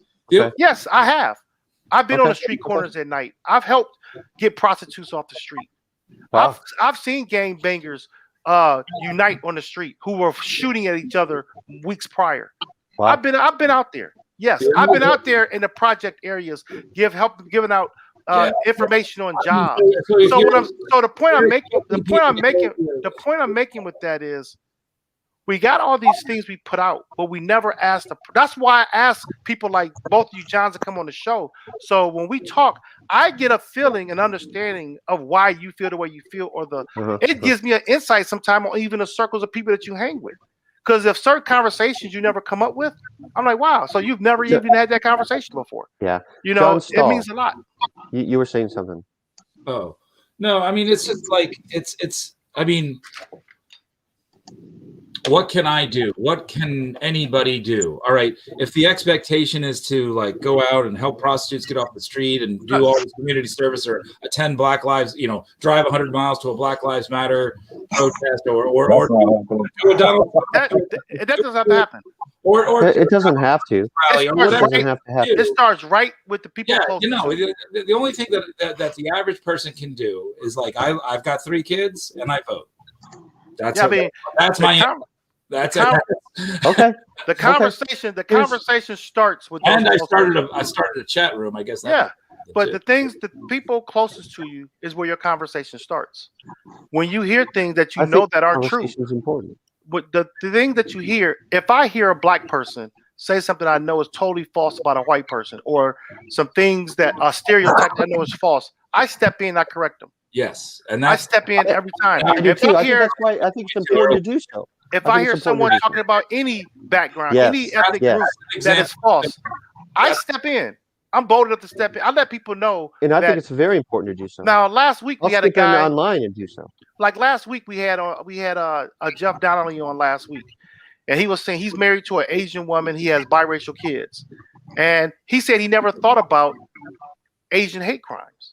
He never thought about the discrimination against his wife. He said it never popped into his mind until recent. She had to bring it up because they're going on vacation, and he said that she let him know, I'm kind of concerned about stopping in certain towns to get gas or stay overnight.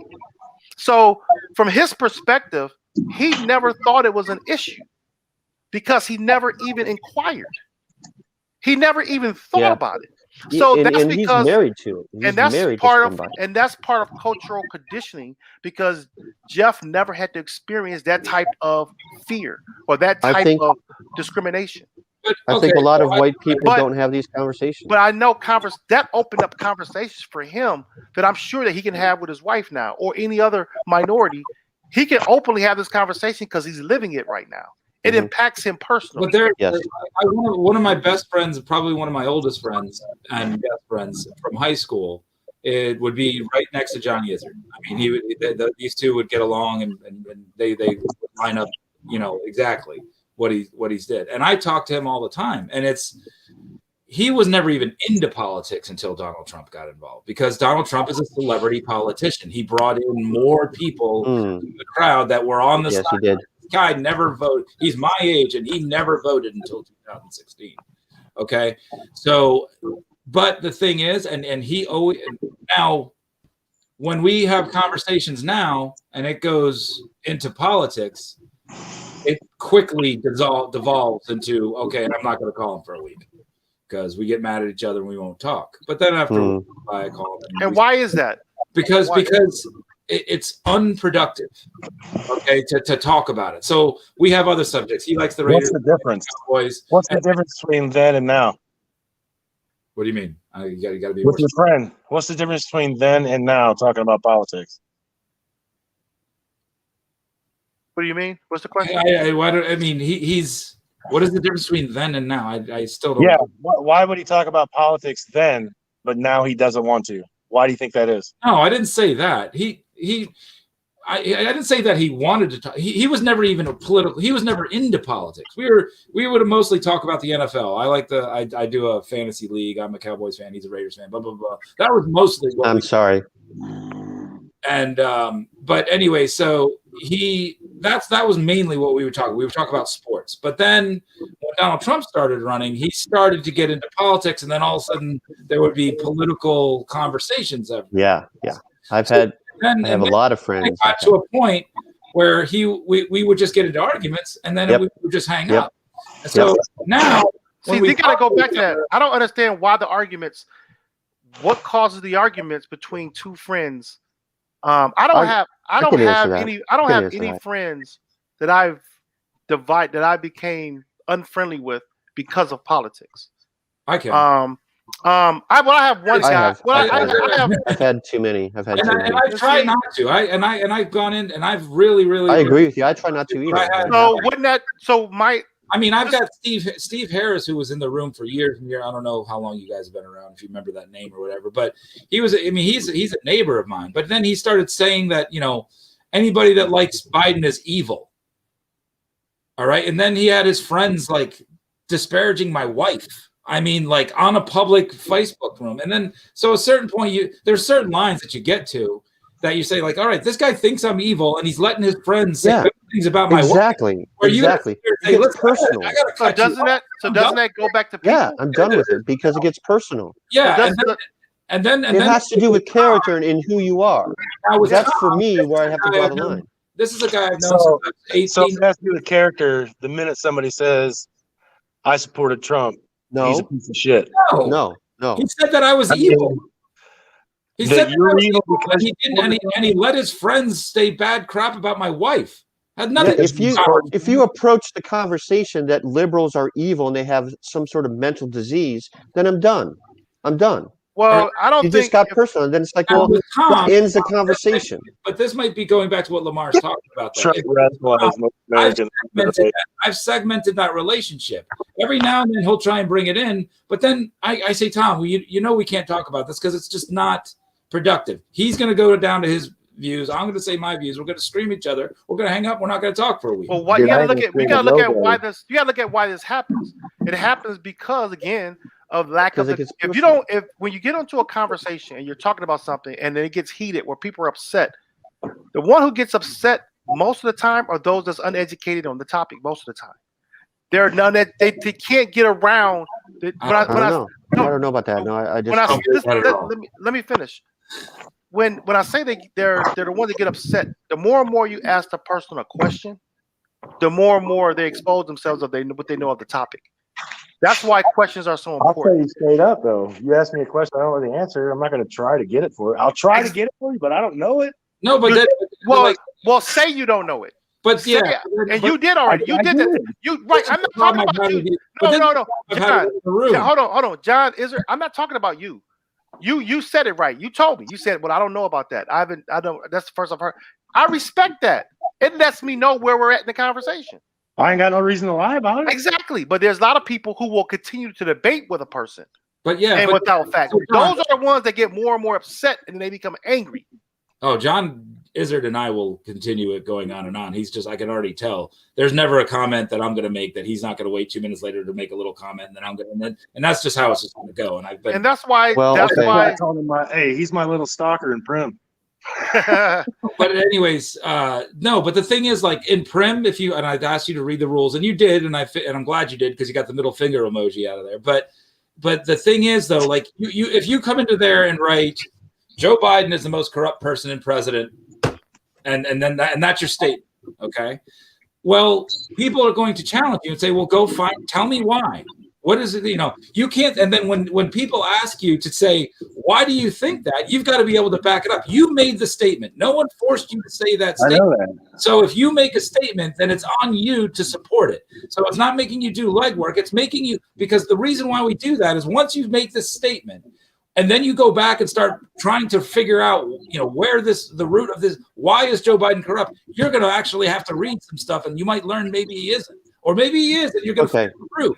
But either way, if you make a charge, you've got to back it up. You got to back it up. And that's this is the thing. That's what the educational part is. Cannot. You posted a 2-hour conversation with just people rambling about stuff. All right. Here's my opinion on Donald Trump. I don't think the dude actually got a fair shake for all the shit that he got accomplished for the country. And I think that boils down to the unfair, biased media. He lost jobs as president. He's the only president to lose jobs.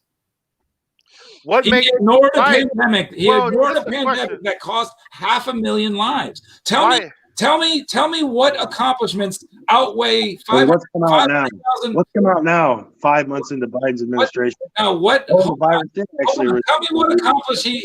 Tell me what accomplishments outweigh the fact that he's the only president in modern history since we've been tracking employment jobs, and he ignored a pandemic that had 500,000. What accomplishments outweighs those two things? Name one.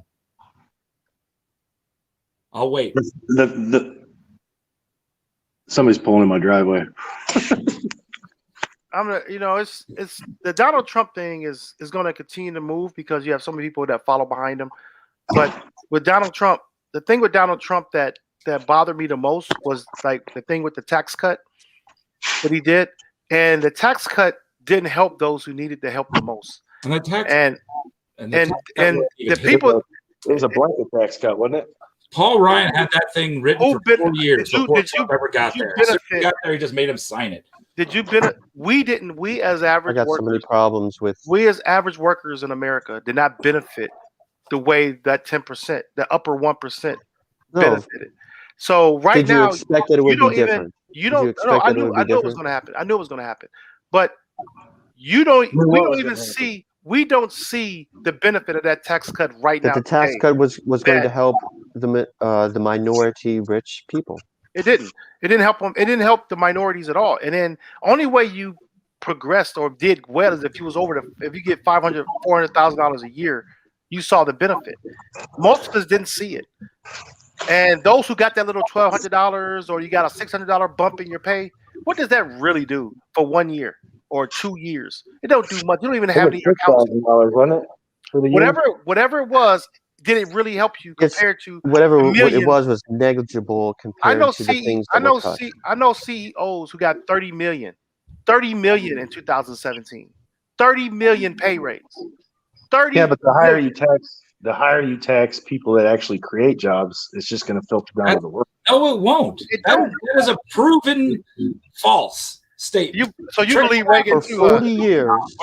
Reagan said 40 the same years. thing. We're going back to trickle down economics. It don't work. How did my pay go up $2,000 a year? All that cutting. Now you're looking at it from a myopic standpoint. The only if you look at it from the wage gap started in after Reagan's tax cuts, and the Republicans, whenever they get in charge, they cut taxes to the rich, and the wage gap spread. That you cannot tell me that is not, one does not have to do with the other. But if you lower taxes, does that not increase federal spending, like federal income? What? I thought it's been evidence to show that when you cut taxes on American people, their spending goes up, which in turn generates more revenue. So what about when Democrats were in office and they had higher taxes? That's to be false. The revenue never shows up. The revenue has never showed up. It didn't show up under Bush. It didn't show up under Trump. It doesn't. When has it ever showed up? It never has. The most abundant time in history is probably the 50s, 60s, and 70s, coming out of World War II. Look at the tax rate then. The tax rate then was much, much higher than it is now.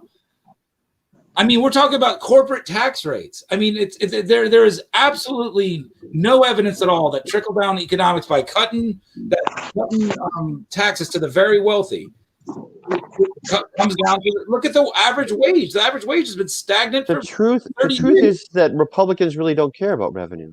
I mean, they don't care about increasing the revenue. They talk about balancing the budget. I remember and they cut taxes thinking that it's going to increase the revenue, but it never shows up. My dad in the 80s made 80 grand a year working for IBM as a manager, made 80 grand a year. We were upper middle class. Okay. Still to this point, 80 grand a year is a very sought after pay amount.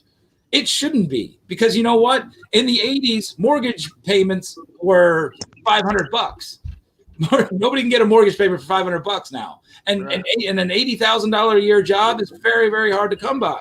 People are still happy with a $40,000 or $50,000 job.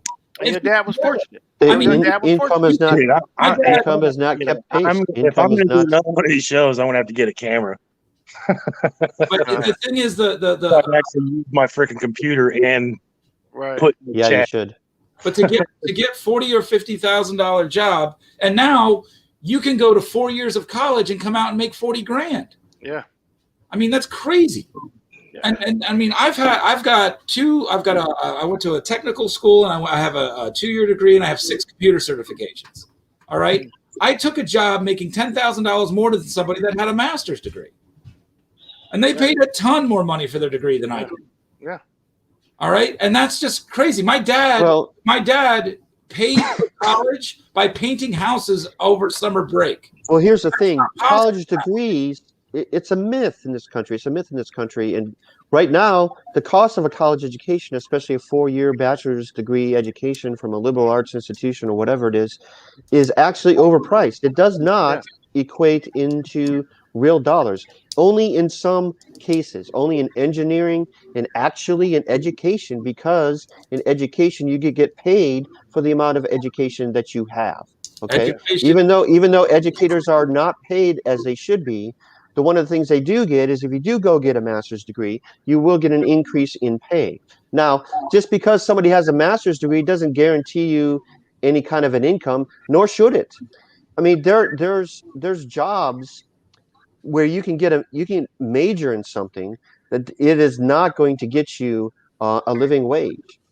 There's many college majors that you could go and you could take as much schooling as you want in. It's not going to guarantee you a job, nor should it. And if the wages are not going to rise by themselves, if that trickle down theory is not going to raise by themselves, then they're forced to raise the minimum wage. You got to sit there and make the employers pay a higher minimum wage. Yeah.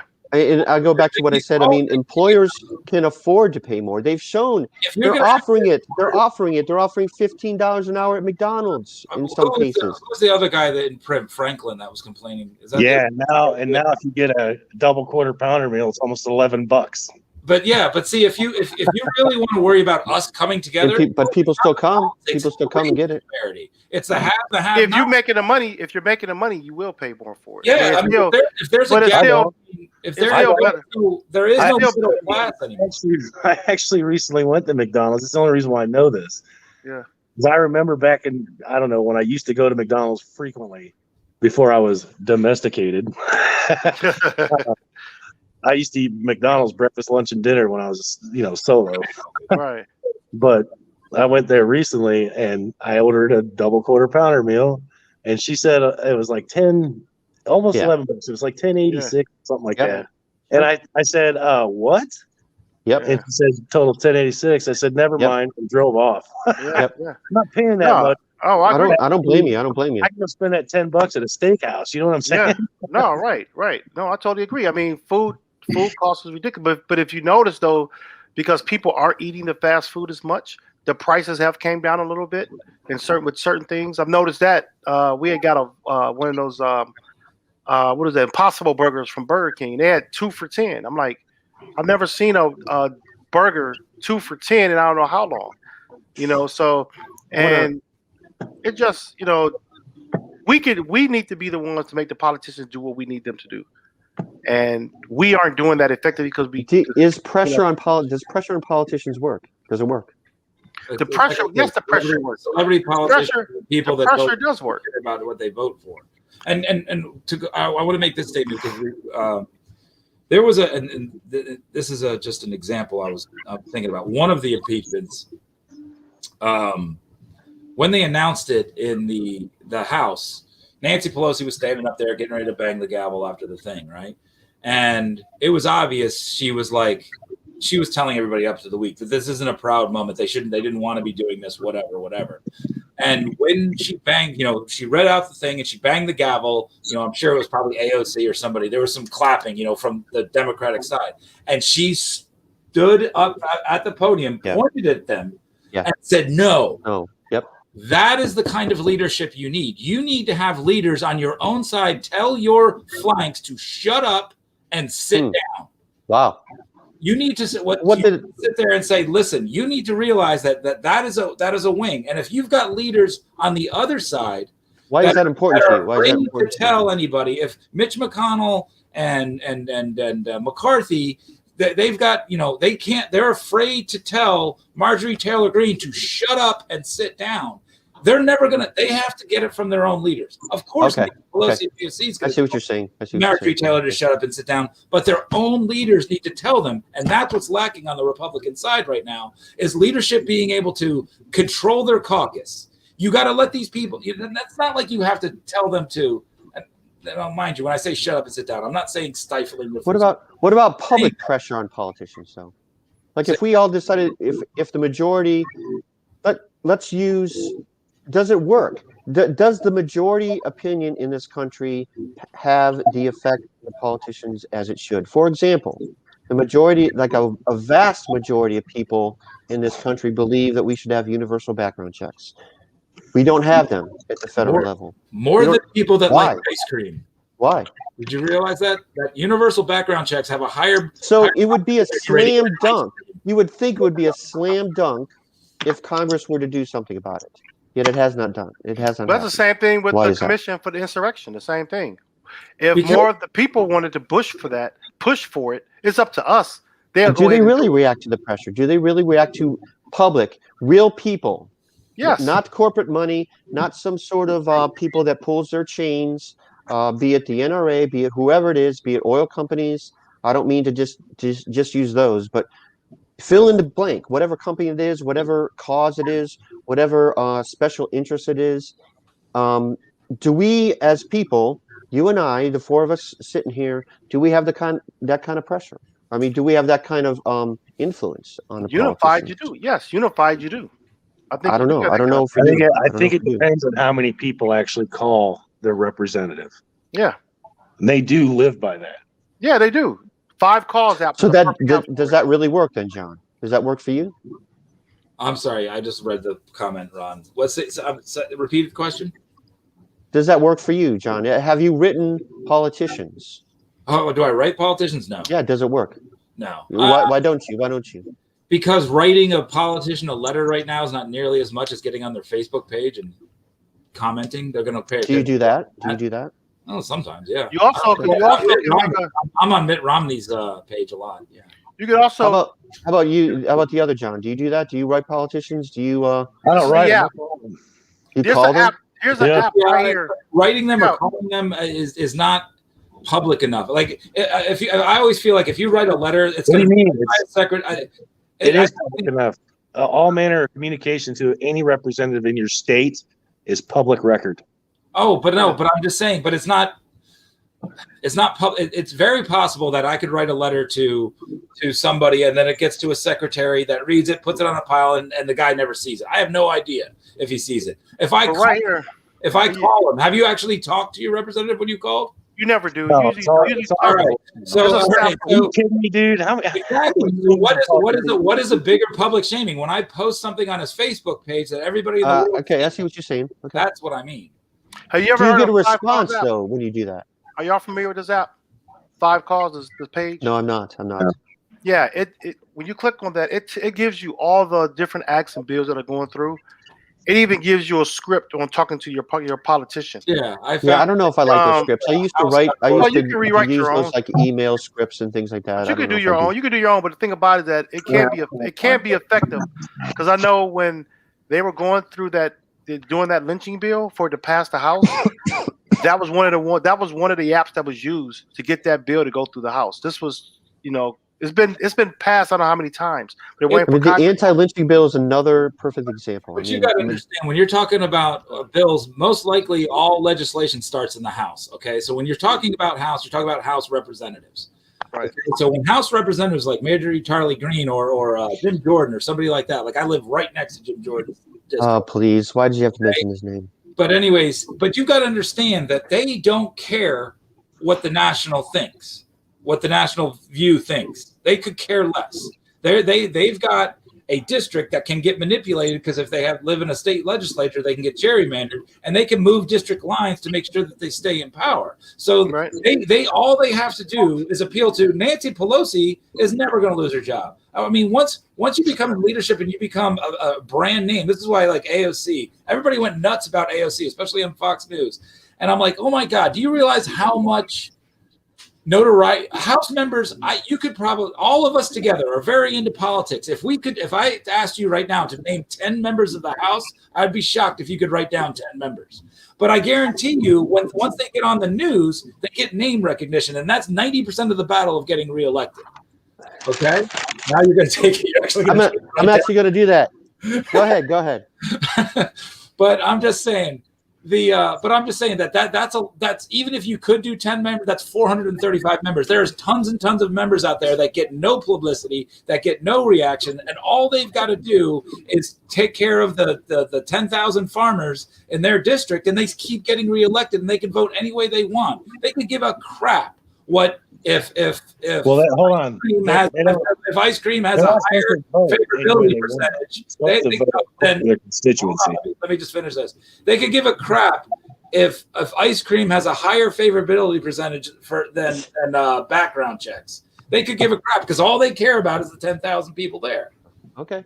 And they don't. If you did that same poll in their 10,000 with their 10,000 farmers, ice cream would it would not matter to them. They would not win the favorability poll. So they just care about what they're doing. And by the way, I can't. Gerrymander. I don't think I can do 10.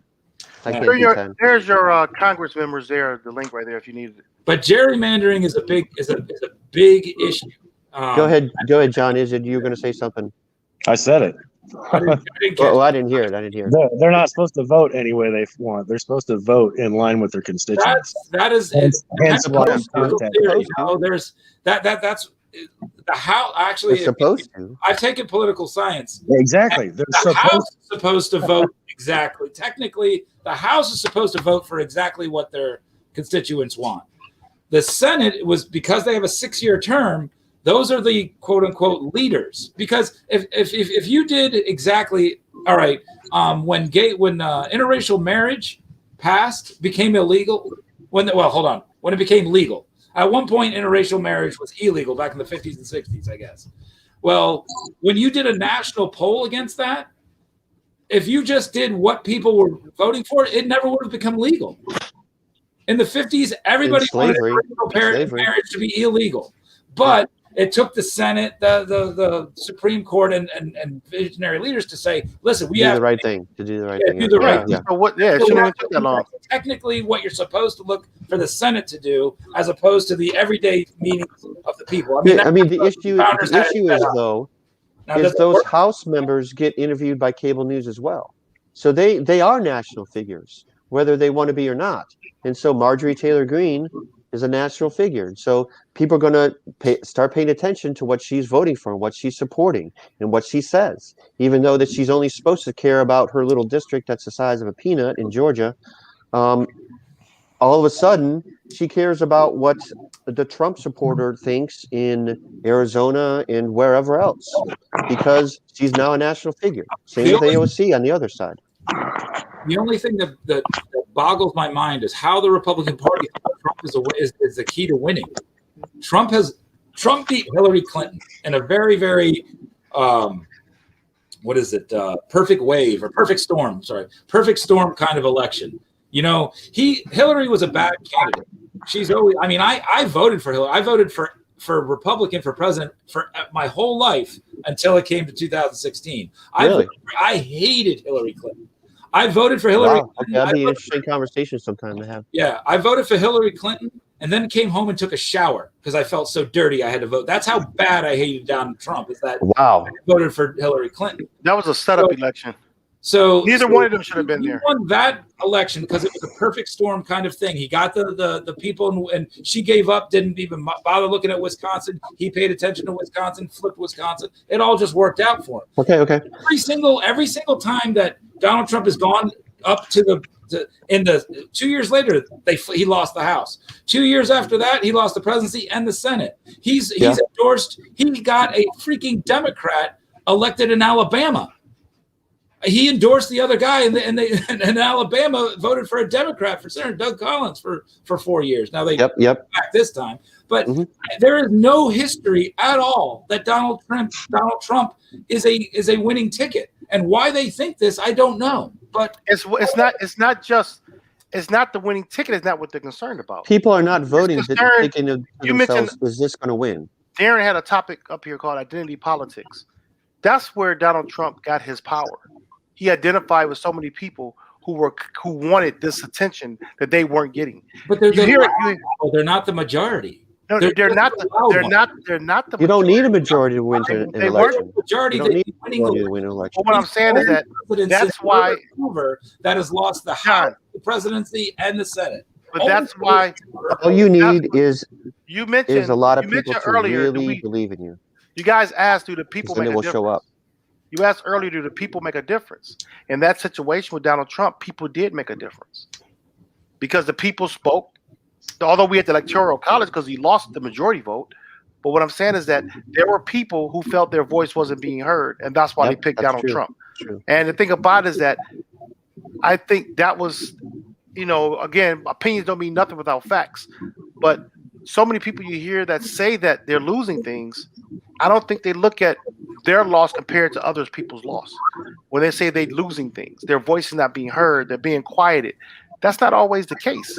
I mean, we just gave Matt Gaetz as an example that you're not being quieted, and it's like a something that you put on yourself, saying that I'm being. We had one guy, a classmate that me and Darren had, who felt that he was being quieted and that he's losing something. Like, what have you actually lost? You haven't lost anything. There's so many people who lost so much more. And so when you put Donald Trump in a place, it's the fear of losing it. It's the fear of losing. But why are you fearful? What is the fear? Because they look around and they see a world that's different than what they were used to. They're uncomfortable with it.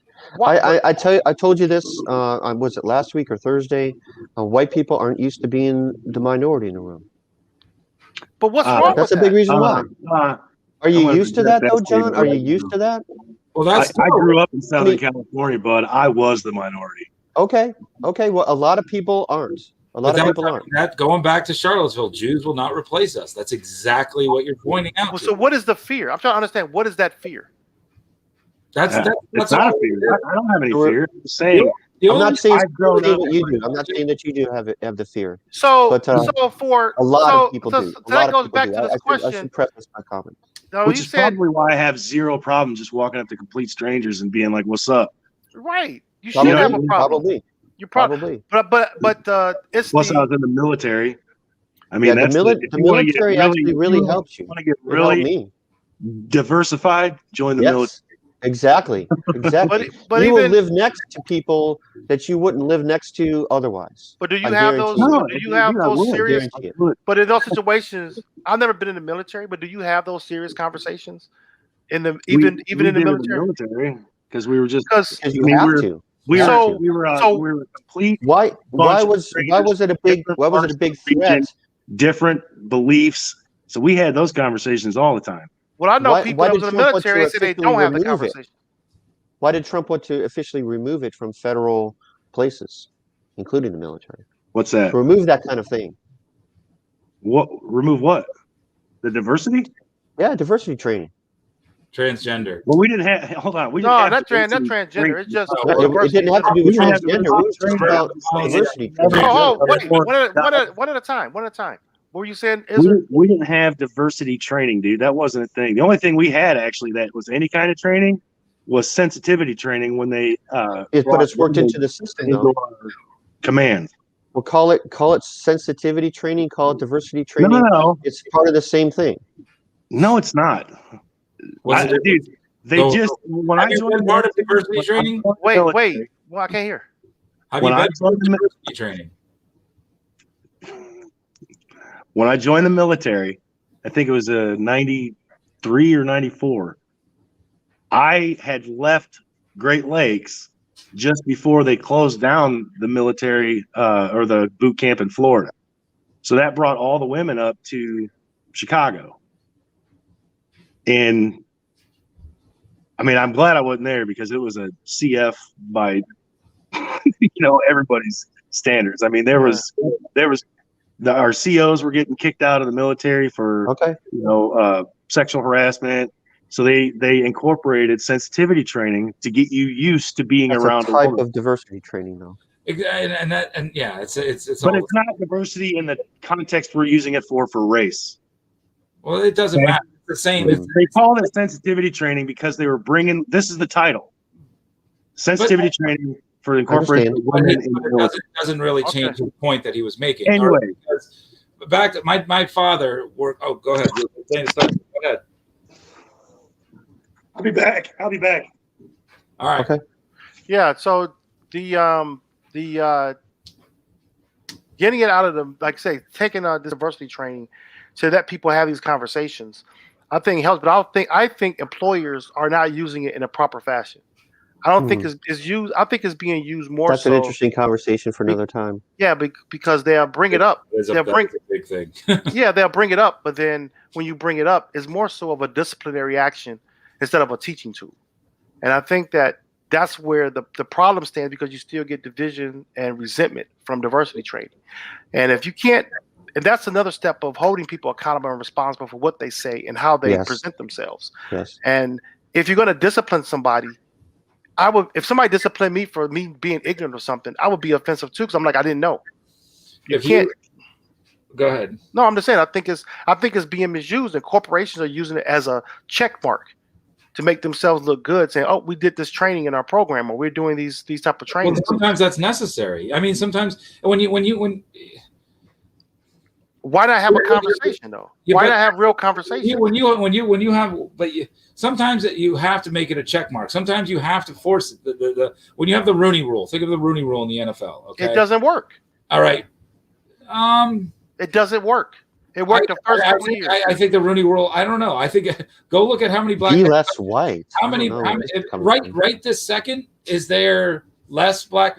Is that? But since the Rooney Rule's been instituted, have more black head coaches been hired? Hell yes, than previously. But what happens? What happens right now? Because the NFL is a zero-sum game. Those guys that win keep their jobs. The guys that lose, no, they don't. No, they don't. No, they don't. No, they don't. Romeo Cornell. What happened to Marvin Lewis was a head coach for the Cincinnati Bengals for like a decade. For a long time. That was the he rarity. lost every freaking year. That was the rarity. That was the rarity. That was the exception. But see, what I'm saying is, I'm giving you the examples of, you look at the guy that left the Dallas Cowboys, who sucked as a coach, in my opinion. Speaking as a Cowboy fan there, John. No, he sucked as a coach. Be careful now. What's his name? What's the coach? What's the coach they got rid of? You got to talk crap. What's the coach they got? What's the coach they got let go last year? Jason Garrett? Gary. Jason Where did he go to? Garrett. We went right to the Giants. He went to the Giants. Yeah. He got hired right He away. shouldn't even been coaching. He's got hired as an offensive coordinator. But then you have someone. But what I'm saying is, you give somebody, the guy who coached the Browns, who had a sorry team, Hugh Jackson. Yeah. He had that one opportunity. He still can't coach, and he was the best quarterback coach in the league. That's why hasn't he gotten a job? Because that's not because he's black. And he has gotten a job. He's on a roster. He hasn't got a head coaching job. Where's he at? Cincinnati, isn't he? Garrett took took a step back and had to go back to being an offensive the point coordinator. I'm making is you can be a black coach. You can be a black coach, and you don't get the opportunities to continue to fail. Exactly. But look at since the Rooney Rule has been instituted, there have been tons more black hires than there have been. Okay, but they don't stay. They don't stay. But they don't stay because they don't win. But you have white coaches who suck too, and white coaches who stay and they suck. When the black coaches start winning Super Bowls, they're going to stay. They'll get a job. Look at Pittsburgh Steelers coach Tomlin. He's been there forever. Tomlin has won Super Bowls. Who won that Super Bowl? He still got a job. Who was the key factor? Who was the key factor in winning that? We can't use the NFL as a correlation to life because it's not. Because what are the players saying? But people try to do that. What are the players saying? Every single year, okay, there's going to be a team that wins 16 games. There's going to be a team that loses 16 games, and there's going to be a team that goes 8-8. All right, the teams that lose 16 games, there's half of the coaches get fired every year because they're on the bottom half of that. Let me ask this question: when you look at a coordinator, that is not a board. If you go through the board of Amazon, and that is not the same situation because it's not a zero-sum game in Amazon. They can keep all. Look at the CEOs. If I put up the CEOs of the Fortune 500 companies out there, how many black faces do you think you'd see? One more time. Very little. What's the question again? Is sometimes you're afraid that they're doing it as like a checkbox, and I'm saying that sometimes that's necessary because if you leave it to their own, they're never going to hire their own. Why haven't you had why haven't there been an owner yet in a minority? Well, you got Jacksonville as the only minority owner in NFL. Why is that? Because all the owners the owners control old money. But you got people. But recently, you got to put an ownership group together. It takes a lot of money. There's not that. Yeah, but there's a lot of money. LeBron James wants to buy an NFL team. There's not a lot of people that have the money. But there was opportunity.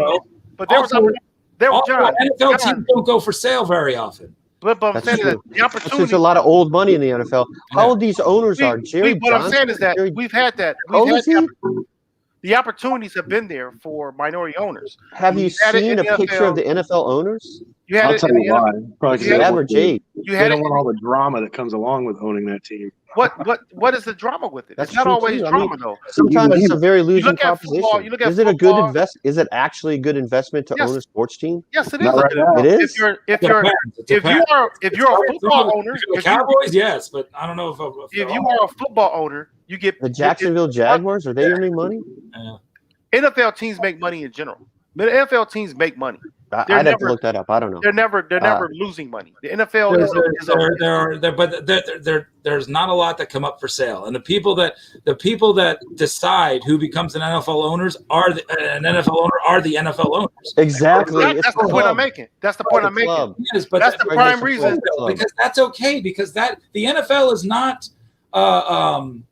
Have you ever asked a player? There is no constitutional right to work in the NFL or to own an NFL team. They can choose. They can choose. That is a private club. If they want to have their own rules, they can do it. Now, and also it takes a lot of money and a lot of organization to be able to do that. There are teams that had the opportunity to get minority owners and they weren't selected part of that committee. Well, what I'm saying is that it happens. It happens. Ask the players. Ask the players, do they want to see more minority coaches? They talk. I listen to the players. I've heard them. I've seen the interviews. I've seen them talk. I'm not talking on ESPN because things are filtered on ESPN. But owners, real conversation. Owners look at track record. People had Jerry Jones had a choice of hiring Urban Meyer or freaking Mike McCarthy. I would have much rather wanted Urban Meyer. But you know why he picked Mike McCarthy? It's because Mike McCarthy had a Super Bowl win and what's his name? Jerry Jones is 80 years old. He doesn't want to go through waiting for a college coach to figure out the NFL game and spend 5 years, 10 years building a program. He wants to win now. And it's Jerry's team. Well, these teams filter through coaches. Whoever he wants. Do you really want the government coming in and say you have to hire this guy? Do you think that because of the color of his skin? Do you really want that? Do you think the coach for the offensive coordinator for the Kansas City Chiefs should have been offered a head coaching job by now? Yes. Probably. Don't know. But is it for us to say though? No, Is I'm it for us to saying, say? the reason why I asked that question because Actually, Seattle, you know what? Actually, let me finish the well, conversation. the last offensive coordinator for the Kansas City Chiefs was now the head coach of the Chicago Bears. Okay, and I said when they hired him that was a joke because the offensive coordinator for the Kansas City Chiefs is Andy Reid. No, he's The not. offensive coordinator, it is. I know. No, I it's know not. by title. I know by title he is. But Andy Reid is an offensive-minded coach. He writes all the plays. He calls all the plays. The offensive. Here's the answer to your That's not question the as to answer. why is there more? Why isn't there more a minorities in ownership? Position. 3 franchises in the past 60 years have changed ownerships. Think about that. Yeah, doesn't happen very often. Enough Like what said. 3 teams? Cowboys is one. I know The that. Browns had several owners. The Browns are probably another one because the Browns had to don't count the restart. Browns. Don't count the Browns. They had several owners. You know what I'm saying? The Browns So it's aren't like- even, dude. Are the Browns not an NFL franchise?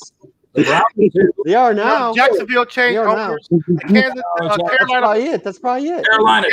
Carolina just did. Carolina Panthers changed owners. That's 3. I mean, Maybe that's so it. do you have owners that have changed, that have changed out there? But it's like the players are telling you what they want. They are telling you what they want out there. But so And okay, so- do the players get to make the players? I'm not. All they're saying is You we go want to. to work every day. Do you get to just choose who your boss is?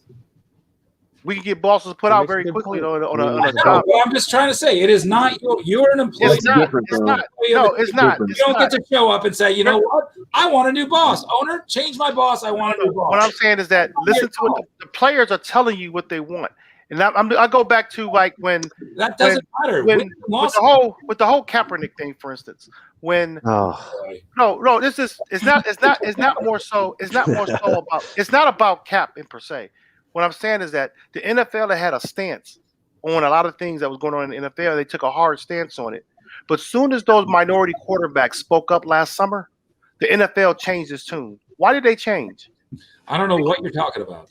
You didn't see the video that the NFL quarterbacks put out last year? The minority players who put out about I quit race watching relations? football. So Because So- Trump told you to. I know. you didn't No. no. Let me oh boy! See, No, we're because starting to because started you things here, and it's because you already didn't- past You are 11. a troll, because dude. you didn't hear about it. Because you didn't hear about it, don't mean it didn't exist. So what I'm saying I'm is not that saying it didn't. I'm just saying I didn't hear about it. the players put a video together because after the George Floyd incident, the players put a video together stating their stance. And the only reason why the NFL changed its tune is because you had What tune did I don't know what tune the NFL was changed. What players was against they were speaking as though racism didn't exist. They would act like it wasn't something that existed. They acted like it was no big deal. So so the players put out a video. George Floyd, yes, a lot of companies changed their No, tune. it wasn't just the interview after George Floyd died. It was after the players put out a video. Then Goodell came out to put out his video saying how wrong he was. There was, but I'm just So saying. why he wouldn't have said anything if his premier players didn't say anything? Yes, but Because he had premier players, quarterbacks, well, that was face of the NFL. He But had to say something. But the thing is, Yeah. George Floyd affected a lot. I remember what you're talking about. Yeah. I do. I understand that. Companies put out public statements in support of racial diversity and then they put the the So side. why did it take for his players to speak up? Is what I'm Because saying. it wasn't his players. It took George Floyd. It was, I know you want to think that, but it wasn't the players. That was going to happen because all Coca-Cola, McDonald's, they were all doing it as well. What make You know why, dude? What Hey, make you think that the players didn't make a difference? Together. What make you think that the players didn't make an impact on Roger? Yeah, they might have. I mean, but it's subjective. It's subjective to find out how much impact and also. Did you see the interview? Did you see the interview with Goodell and the tight end who used to play for the Eagles? He got this podcast called "Hard Conversation with the Black Man." You ever seen that? Yes, that I saw that. podcast? Yeah, I've seen that. several Roger times, Goodell yeah. was on the show and was interviewed. I suggest you to look at it because it was very interesting, and it talks a lot about what Goodell was thinking about on the inside during this whole thing that's happening. That's a lot of impact on a person. Gentlemen. Without putting out some statement to the press saying that he's for diversity and blah blah blah blah. is yes, it's NFL changing its tune, but in the end, it's just a commissioner that just put out a statement. It didn't change any policy. It didn't change any rules. It didn't change anything. Maybe not. That's what needs to be changed. Is what I'm saying. That's the whole point I'm making. That's the but you said the rule doesn't work. But the Rudy rule worked the first 2 or 3 years. If that was the case, you would see more minority coaches. But the Rooney, gentlemen, the expectation of the Rooney rule can't be like, okay, we put in the Rooney rule, and then and that means we go from 0% black coaches and black owners to 40%, and then it always stays there, because this is and I said this before, this is a zero-sum game. The Rooney rule is now a check mark. It's now a check mark. In the NFL, if you win, you keep your job. If you lose your job. And that you cannot sit there and say, well, the black guy should be able to keep his job for a couple of years because he loses. No. If the owner decides to fire the guy, he can't. Why did Garrett stay so long? I keep hitting the wrong button. Sorry. Gentlemen. Hey, it's winding down. We're past time. So I don't mean to, so long because it is a passionate conversation that we should bring up about coaching in not just the NFL, in a lot of different things. However, who do you have in the Super Bowl? Cowboys. That's a more important question. Cowboys? Always. Oh, I don't know really, but Cowboys and Browns. How's I don't think the Cowboys could beat. I don't know. I don't think the Cowboys could. The first sign of the apocalypse is now upon us. Would be the Browns in the Super Bowl. Let's go through our bottom line. Let's go through our bottom line. John Iser, what's your bottom line for today? I guess for today is Trump's not a racist. Okay. And I think he got unfair media bias the whole presidency. The media. Okay. Hold up, John. This is just statement. This is just statement. John, I'm not saying I love Trump, but you got to admit he did get some horrendous media bias. But the media coverage on. Hold on, John Stahl. Hold on. I wanted Iser to finish up your statement. We're going to go around the board with this. So, Iser, your bottom line, you want to finish that up real quick? That was it. That was it. Okay, John Stahl, what's your bottom line? I'm just going to go off what he said because I just want to respond to it. So, that's your right. The media bias can't go anywhere if you don't feed them. All right. If you don't say something like, maybe we should put disinfectant in somebody's veins, the media can't blow that out of proportion. If you don't say something like good people on both sides, even if there's more context, it doesn't matter because the media is going to blow it out of proportion. How many of these instances has Joe Biden had, or any other things where he's if you don't say, Proud Boys stand by. I mean, these are all things, not saying that the media doesn't exaggerate it, but if you don't give them something to exaggerate, there can be no media bias. Context does matter. It's not like that Donald Trump is an innocent lamb just walking through, and this big bad media just makes everything he says out of proportion. No, he has something to do with it. He opens his big gap and lets it out. And you got to realize, as a politician, especially on the national stage, your words matter. Words matter a lot. All right. Okay. And so you have to be very careful what you say. And this is why people think, oh my God, I hate the established politician. Well, an established politician is just realizing that his words matter. And he's not going to have people misinterpret what he said. We got it. So what's your bottom line, Darren? Got it. My bottom line is what I wanted to say was about coming together and about talking about conversation. We're having a conversation, which is good. A lot of people don't even get beyond the conversation. We had the conversation today about how people turn each other off, and we end up unfriending each other or like not talking to each other for weeks at a time. People that used to be close friends, and that's happened to me. John, you said that's happened to you before. And so you sit here and you scratch your head and you wonder why. And there might be some mending offenses that we need. There might be something, a long time ago in this show, we talked about, trying to get people with different political views to come on the show. And this is one of the first times we've been able to do that. Is you have people that are definitely on different sides of the fence do it. So we're conversing, but are we listening to each other and are we learning from it? And can we move forward from it? Or are we just going to think that the other side is just wrong? And just decide to walk away. I don't know. So there is no left. There's no right. I've said stuff in here that I'm sure Johnny would probably agree with when I was talking about hiring practices and stuff like that. I have a lot of conservative views on a lot of different subjects. There's no way you can pray. And I hear that. Right or anything. Yeah. There's no way it can, or and none of us can. And the fact that they've made this, and I sort of blame. Oh my God, he just died. Radio host. Rush Limbaugh. Rush Limbaugh. I do too. He was the one that said he was inflammatory. You could disagree, but being inflammatory is different. He was the first one that sort of made people realize that of the line between, and that everybody on this side was one way and everybody on this side was another way, and it's completely wrong. Yeah. Every issue, it depends on every single issue that comes down, how I think about it. And it all depends on my upbringing and everything else. But that brings me to my bottom line is saying that we still need to be able to listen to one another. We learn from one another. If there's things you don't know, don't be afraid to ask either. I think that if you ask any one of us a straight up question, whether we like the comment or not, they're going to give you their honest opinion. I'm just taking that from each one that's on this panel today. But there are those that won't do that. They won't ask the question, but they'll continue to argue. And I think that's what causes division. So we have to learn to be able to have respectful dialogue. And then again, it goes all the way back to history. If you don't know your history, you can never understand what's happening today without knowing your history.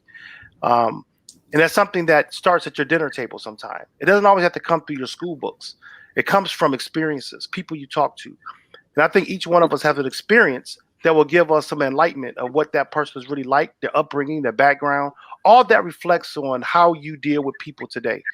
And that's my bottom line, is just continue to learn from one another. If you can't do that, you're going to go in circles of frustration. And that's my bottom line. And with that, we're going to go ahead and we're going to close out. And next week, we're looking to have some more good guests on our show. I'm trying to get one. Thank you, Johns, for being on. Thank you so much. Yeah, we're trying to get one next. Seriously, yes. I'm trying to get a show put together with substance abuse, people who have recovered from substance abuse, and talk about that road to recovery. That's something, if you guys know anybody, it'd be great to have some suggestions. Anybody out there that's listening to us, I got anyone that's willing. It's a brave thing to be able to step up and do that. So, what if you're just high on life? That's cool too. But I'm looking at really though. That's going. Are you recovering from it? No, yeah, but it's just no. But high off life is a good statement.